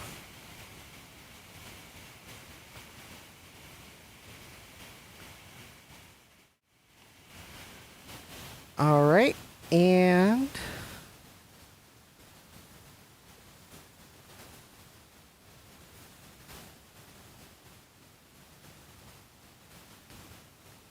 here's the version 2.0 schematic. And I will fit this to fit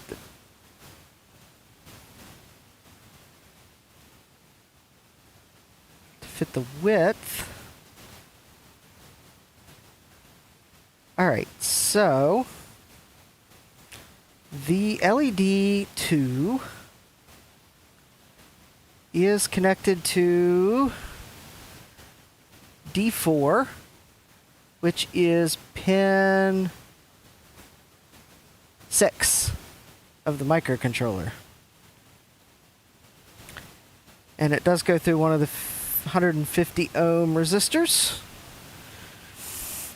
Alright.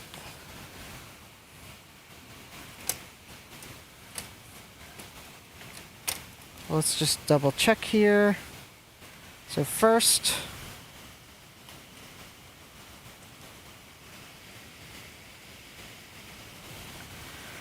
we'll go to resistance, and the 150 ohm resistors, I believe, are R3 and R4. And specifically, the amber LED is R4. R4 is this one right beside the ceramic oscillator, so it's going to be those two pins right here.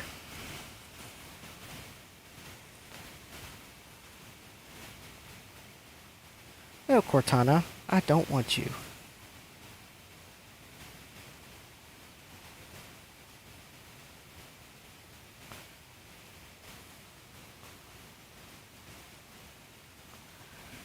Which would be these two pins here.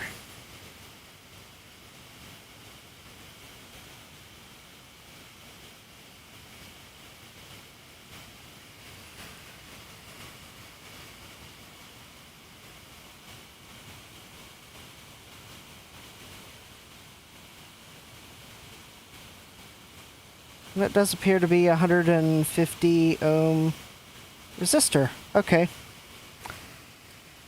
So D4, or pin, so it's pin 6 on the microcontroller. So the notch is here. So I believe that's going to be pin 1, because the notch is here. 1, 2, 3, 4, 5, 6.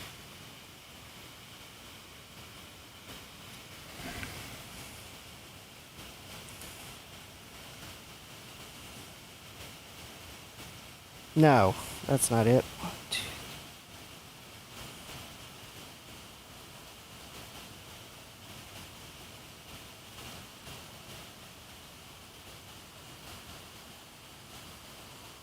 Ah, no, I made a mistake. So pin 6 is... Now, the notch is here. That's pin 1, 2, 3, 4, 5, 6. Because, so here's the pad. There's the trace. And that comes around here and goes to the resistor. Comes to the other side of the resistor. And the trace comes... Well, oh. The other side of the trace is on the other side of the board. Which...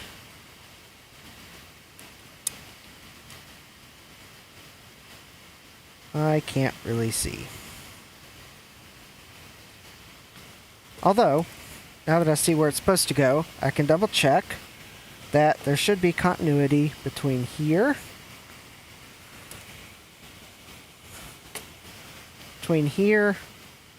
and here.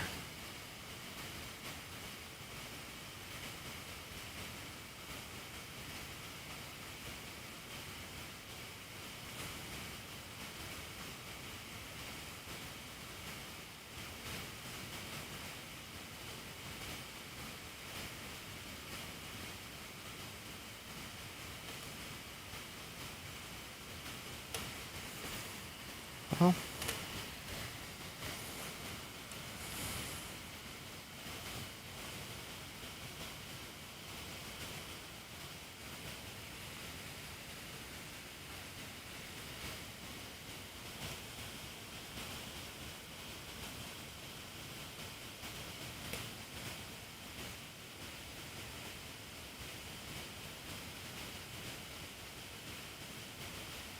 I don't know. That seems weird. But there is continuity between here and here. 0.3, 0.2. Okay.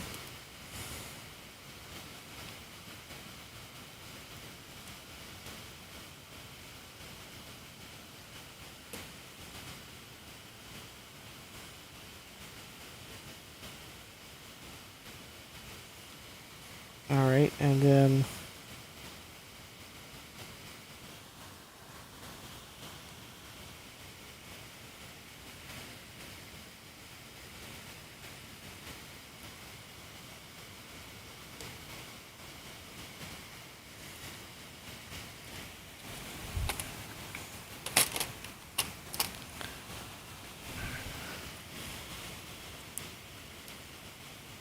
alright.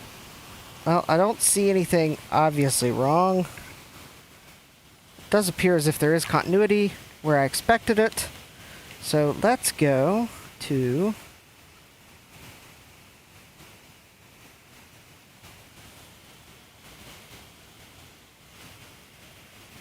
I'm going to focus it first.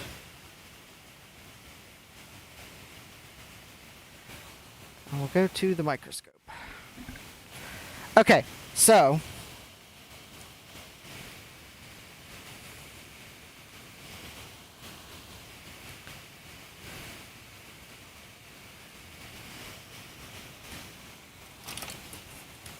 here is pin 1 of the microcontroller.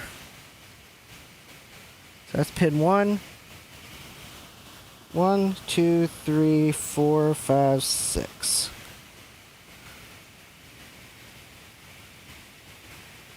And that does look like a decent lead-free solder joint. Although maybe that one might... Oh, no, I think that's just the lead sticking up. Okay, and then this is one side of the resistor. And that looks like a good solder joint. I think I had continuity there. There's the other one. That looks good. Alright, here's the positive of the diode.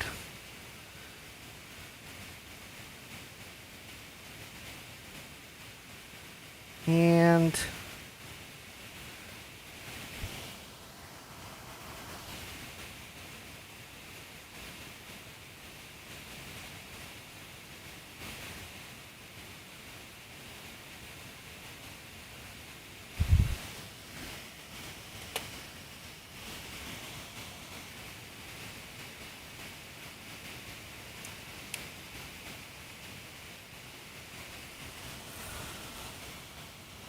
I don't know.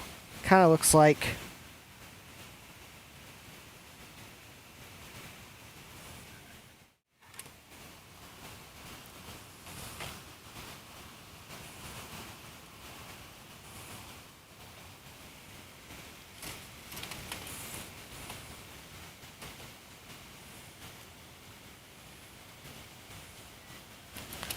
Actually, I'll take the...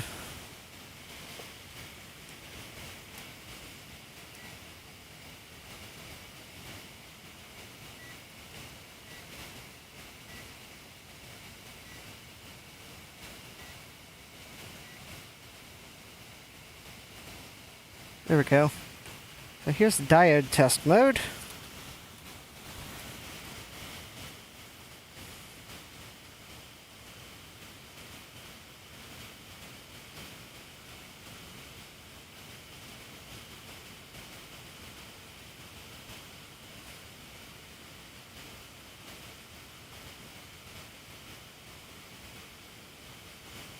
I mean, that's probably right.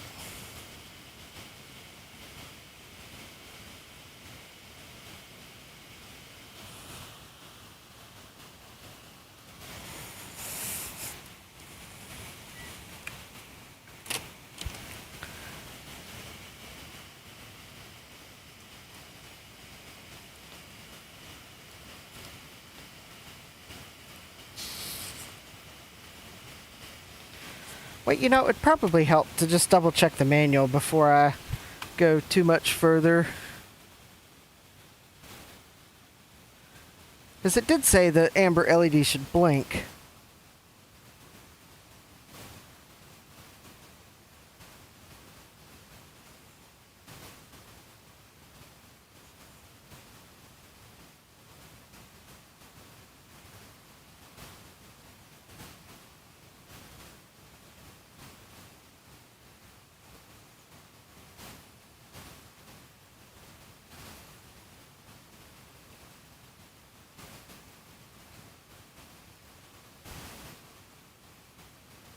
See here.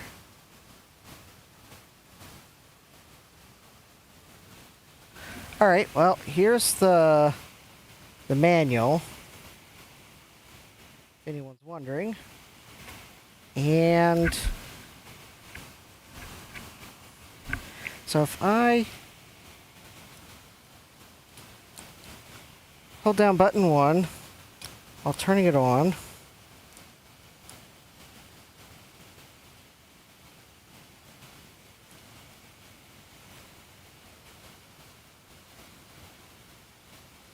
it supposedly plays a song. Of course, I don't have any headphones plugged into it.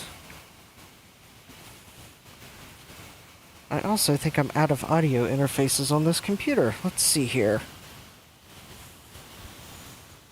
Well, there is one creative thing I could do.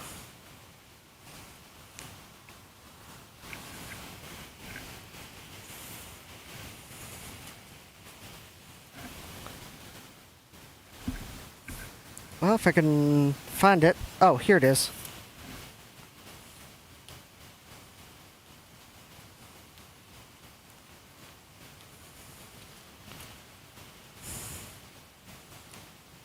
I could unplug my microphone and plug in the MintySynth.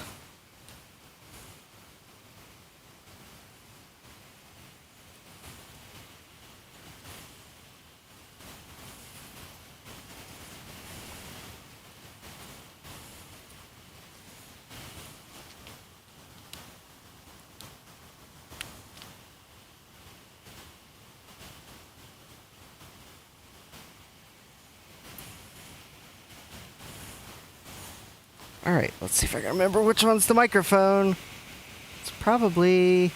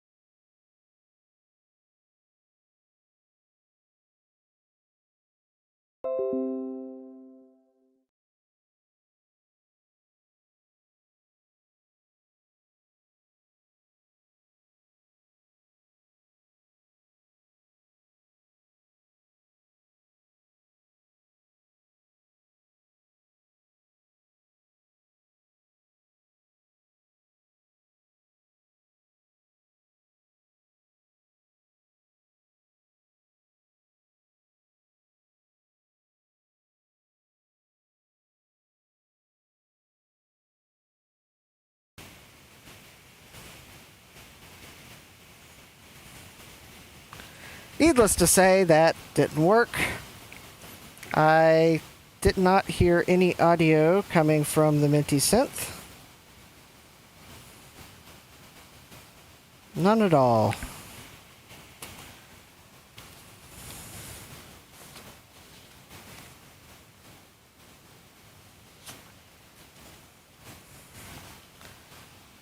Well, I don't see any troubleshooting information in the printed instructions. Let's see if something that was on the website says.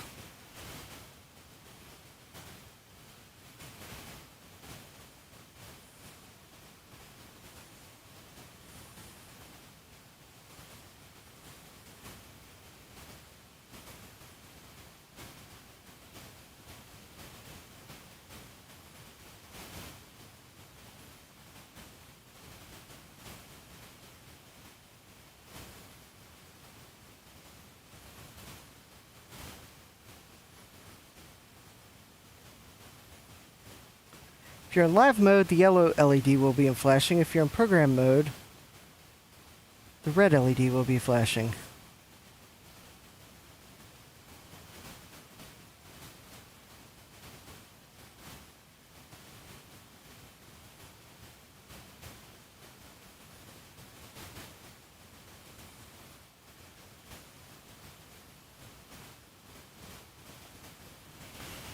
All right. So it says if you hold down button 1 and, hold down button 1 while turning it on.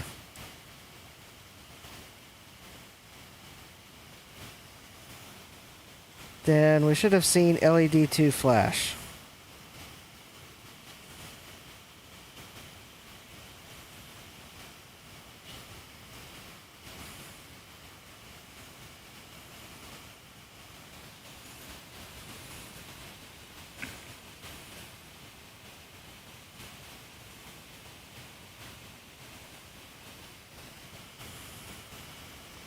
Which I did not.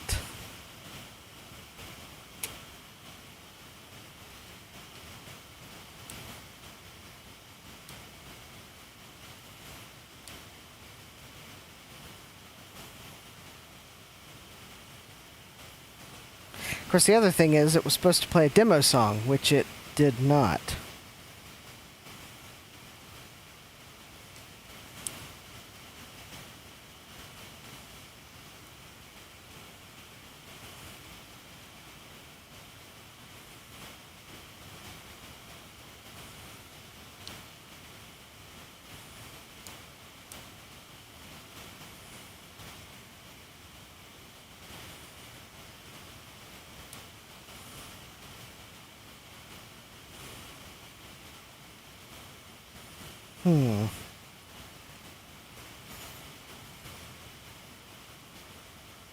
All right, well, let's continue reading the manual. Ooh.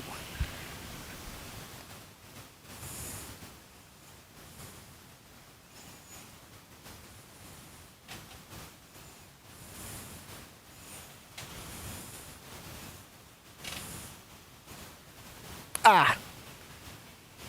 There we go. There. While disassembling this chair, I bumped one of the levers.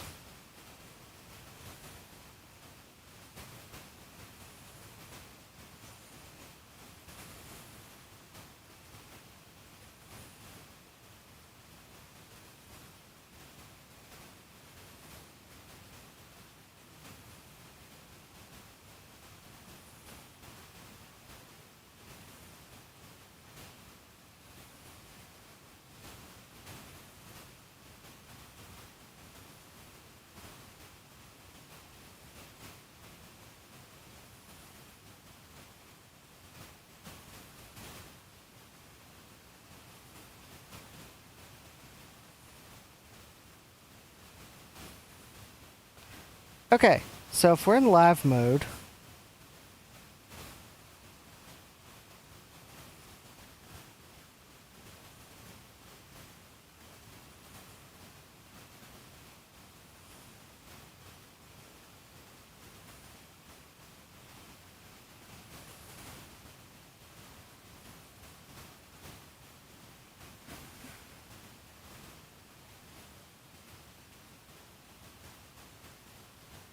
Alright, well let's see if I turn it on in live mode.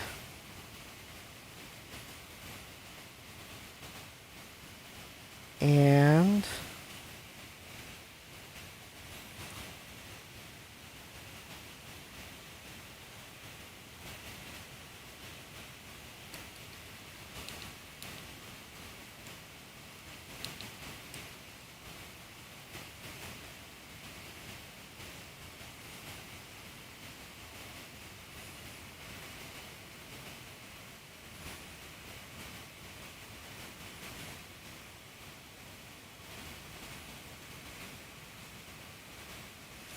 I think I see the problem.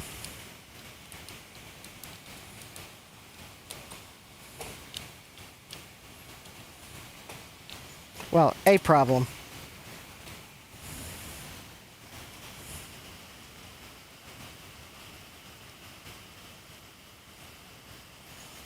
It's really hard to see the microcontroller when you get everything assembled.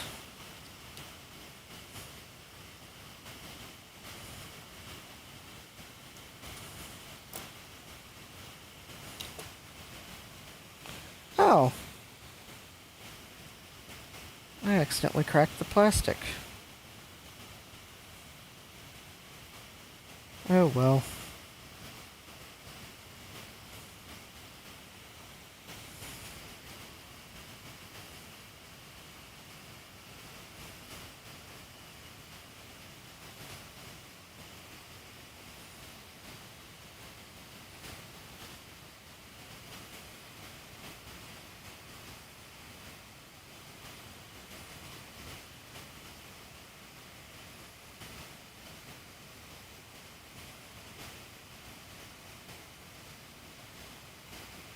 That's really weird. Okay, so let me pull out the microscope and we'll get a better look at what I'm looking at, because it looks weird.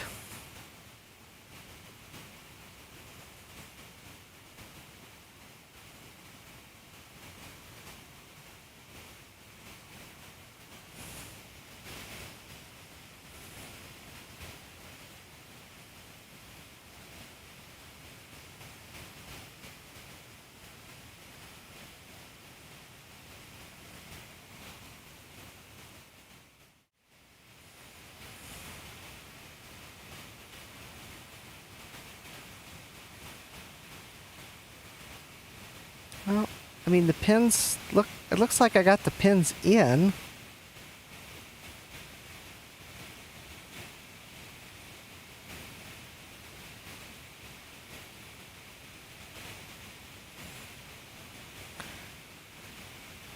Yeah, the second pin there, I thought the pin was going through the...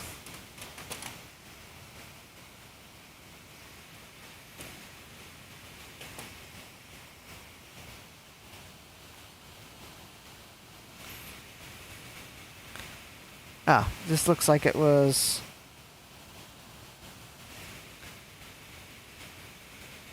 residue of something. Okay. And again, these pins...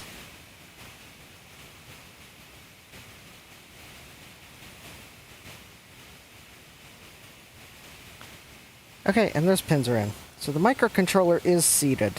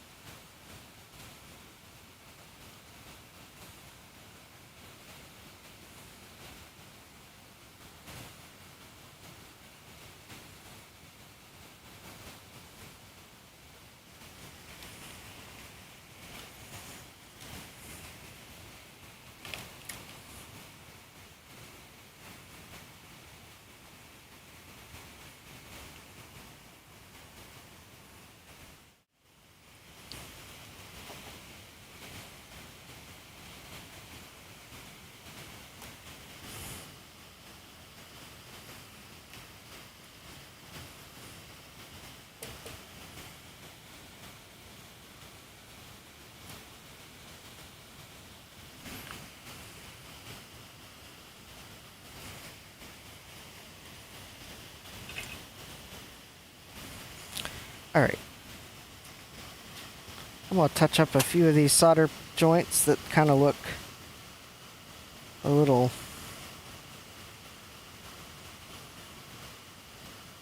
blah.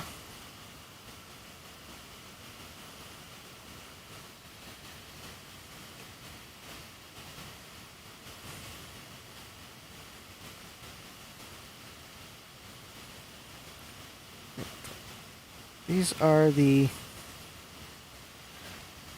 solder joints for the current limit resistor on the amber LED.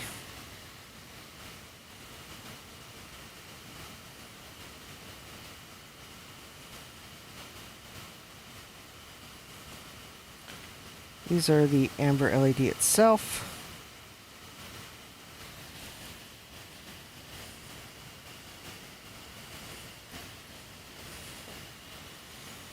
Let's see here.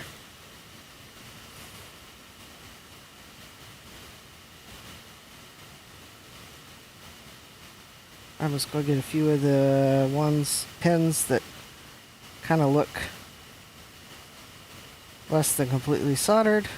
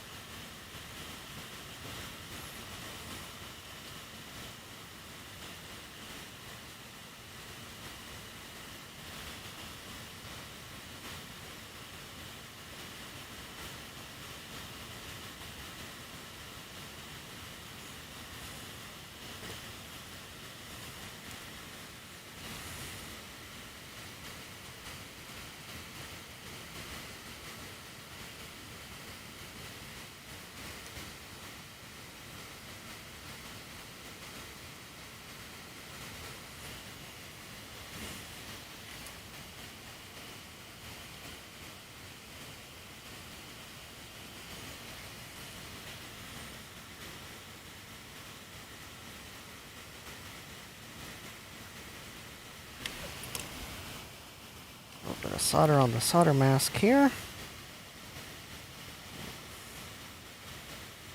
Pick it up.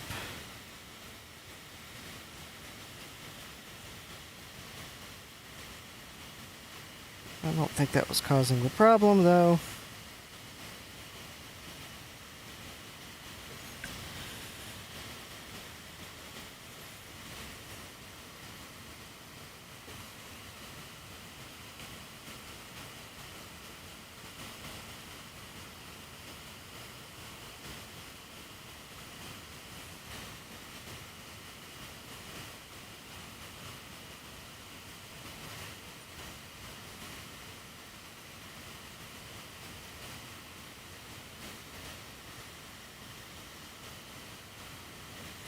Oh, just a little more. Not that.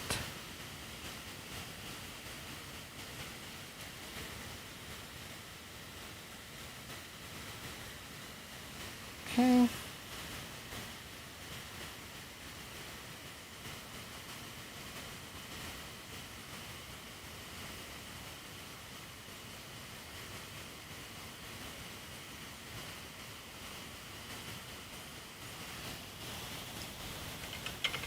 All right, let's try again.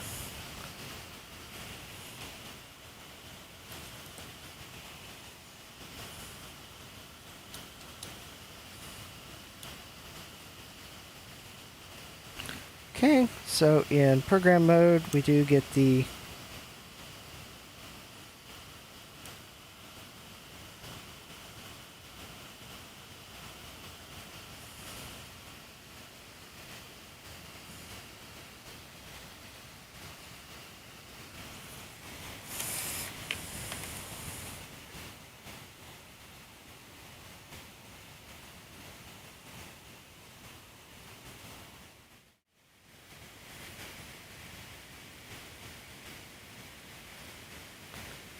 checking the polarity of this LED.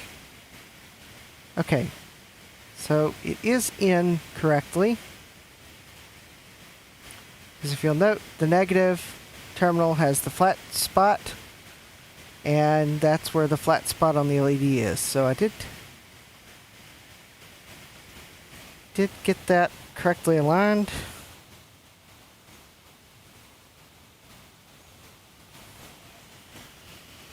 Of course, maybe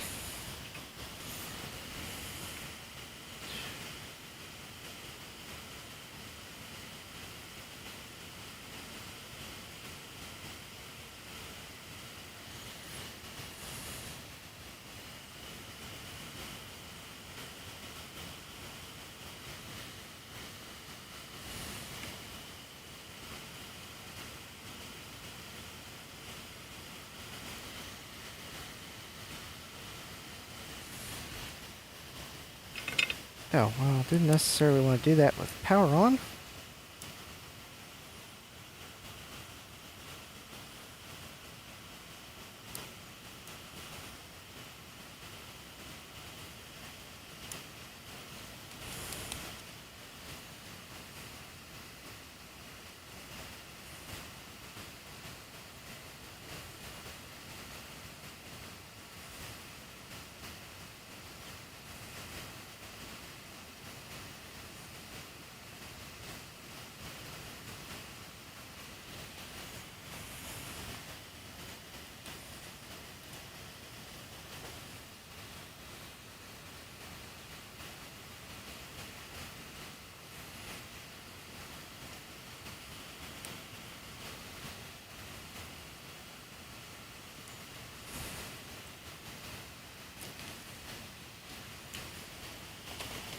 Well,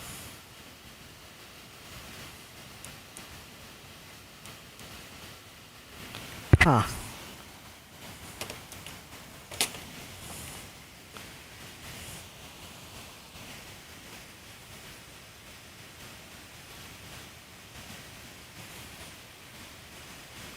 Alright, so these are solder joints for button 1. These two here and here.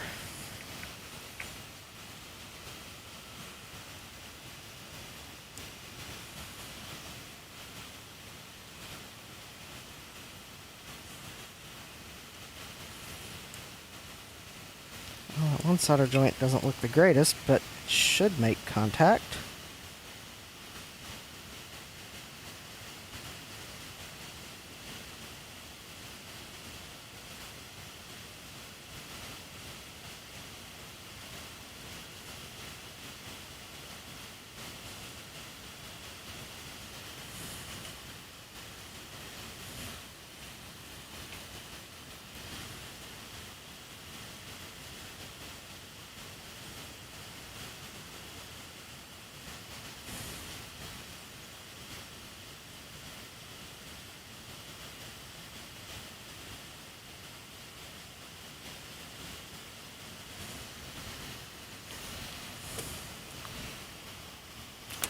I don't know.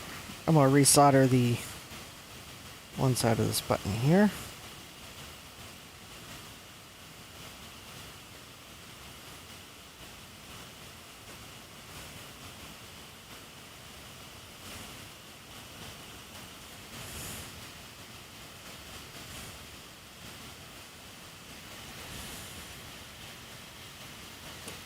Because it didn't look like a great solder joint.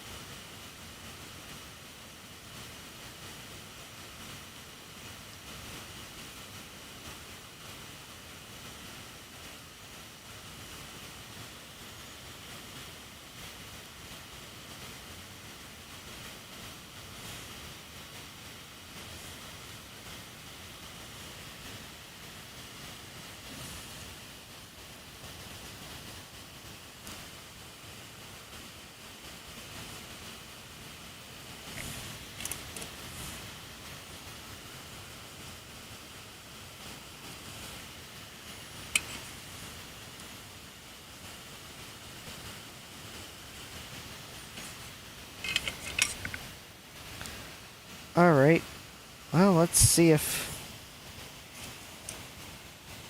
Otherwise, I'm going to have to call the stream and see if I can't find some troubleshooting.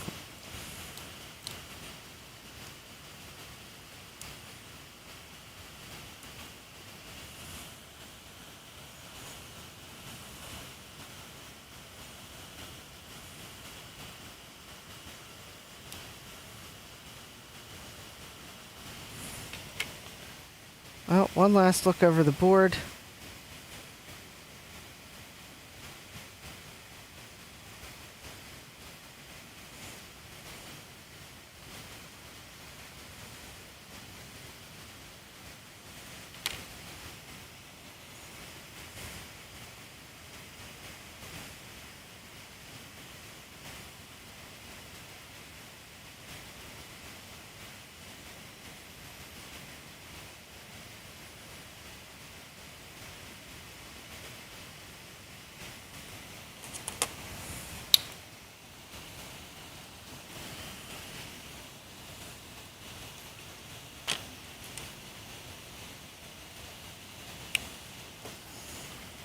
All right.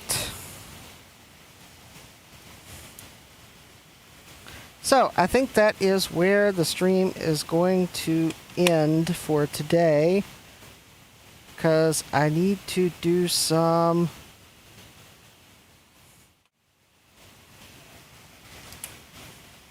reading up on the manual.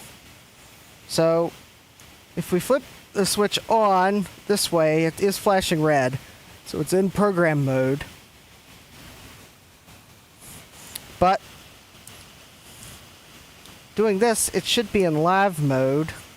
It's supposed to play a demo song, and it's not playing a demo song, and the LED is not flashing.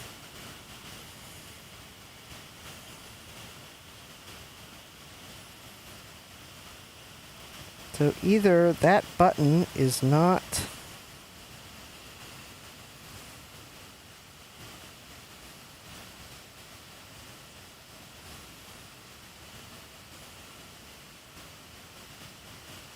Let's see, that one's R1 or R2. Probably. Well, anyways, I'm going to have to do some troubleshooting.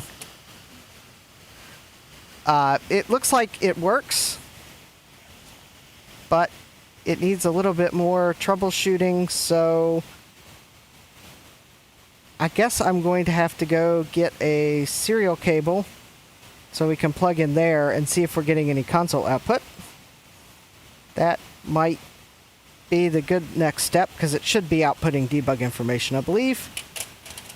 I think I know where my serial cable is, but I need to read the manual to see if I can plug that in and have batteries, or if it's powered over the serial at that point, because the serial adapter does provide power. I also... It should be playing music when I do get it in live mode. So either there's something wrong with live mode, or there's something wrong with maybe one of the pins on the microcontrollers, but I don't know which one to check, because, well, I've checked the one for the LED. So I'm going to call the stream here. I'll do a little reading, try to figure out what troubleshooting steps I need to take, so that for tomorrow, since it is Music Monday and MintySynth is a synthesizer, I think I will both try to continue on the MintySynth after I figure out some troubleshooting steps. I'm hoping the software manual has some buried in it somewhere. I may also try to drill the case so I can actually finally assemble it, although the plastic that cracked is a bit disappointing. I think I've got some super glue. This may glue back together. So maybe I can at least mitigate that. I'll have to go find the super glue, that is. And then I will continue with the Zox box, which I don't have parts handy. So hopefully maybe for Music Monday we can get this running and also continue on the Zox box and get the voltage, the power supply finished up. So if you like cool music projects, give me a follow on Twitch or subscribe on YouTube. If you'd like to keep me energized for doing things like this, you can check out Buy Me a Coffee. If you saw anything in the stream that you might like to get for yourself for your own soldering endeavors, I do have links in the YouTube description for many of the tools and supplies I was using. I do not have a place where you can buy MintySynth kits because the manufacturer stopped making them. And until I confirm that this board works, because it is also possible that there is a problem with the board. So maybe the first troubleshooting step will be, tomorrow's stream will be, I will print out the schematic so we can actually check out that the board was made correctly. Although, if it's a problem with the board, it was probably a problem with the Gerber files that I exported, because I had to export them from Fritzing, and I am assuming that Fritzing exported them correctly, because that is the one and only thing I've ever done with Fritzing, is export the Gerbers for this board. So, I would like to get to the point where if I know this board works, then I will share the project on OSH Park so that you can order PCBs and parts, because I think you can still order parts. There's nothing on this board that I'm aware of that's discontinued. And, well, if there is, then maybe that might be something I can do, because I paid for Fritzing. I could theoretically update the board. I'm hoping I don't have to do that, though. So anyways, tune in next time. Tomorrow, or actually next stream, though, will be later tonight. I will be playing Diablo. Tomorrow's stream, starting at 8 Eastern, that will be Music Monday, and we'll get back to the MintySynth and the Zox box. So I hope to see you then. Take care. Hope to see you later.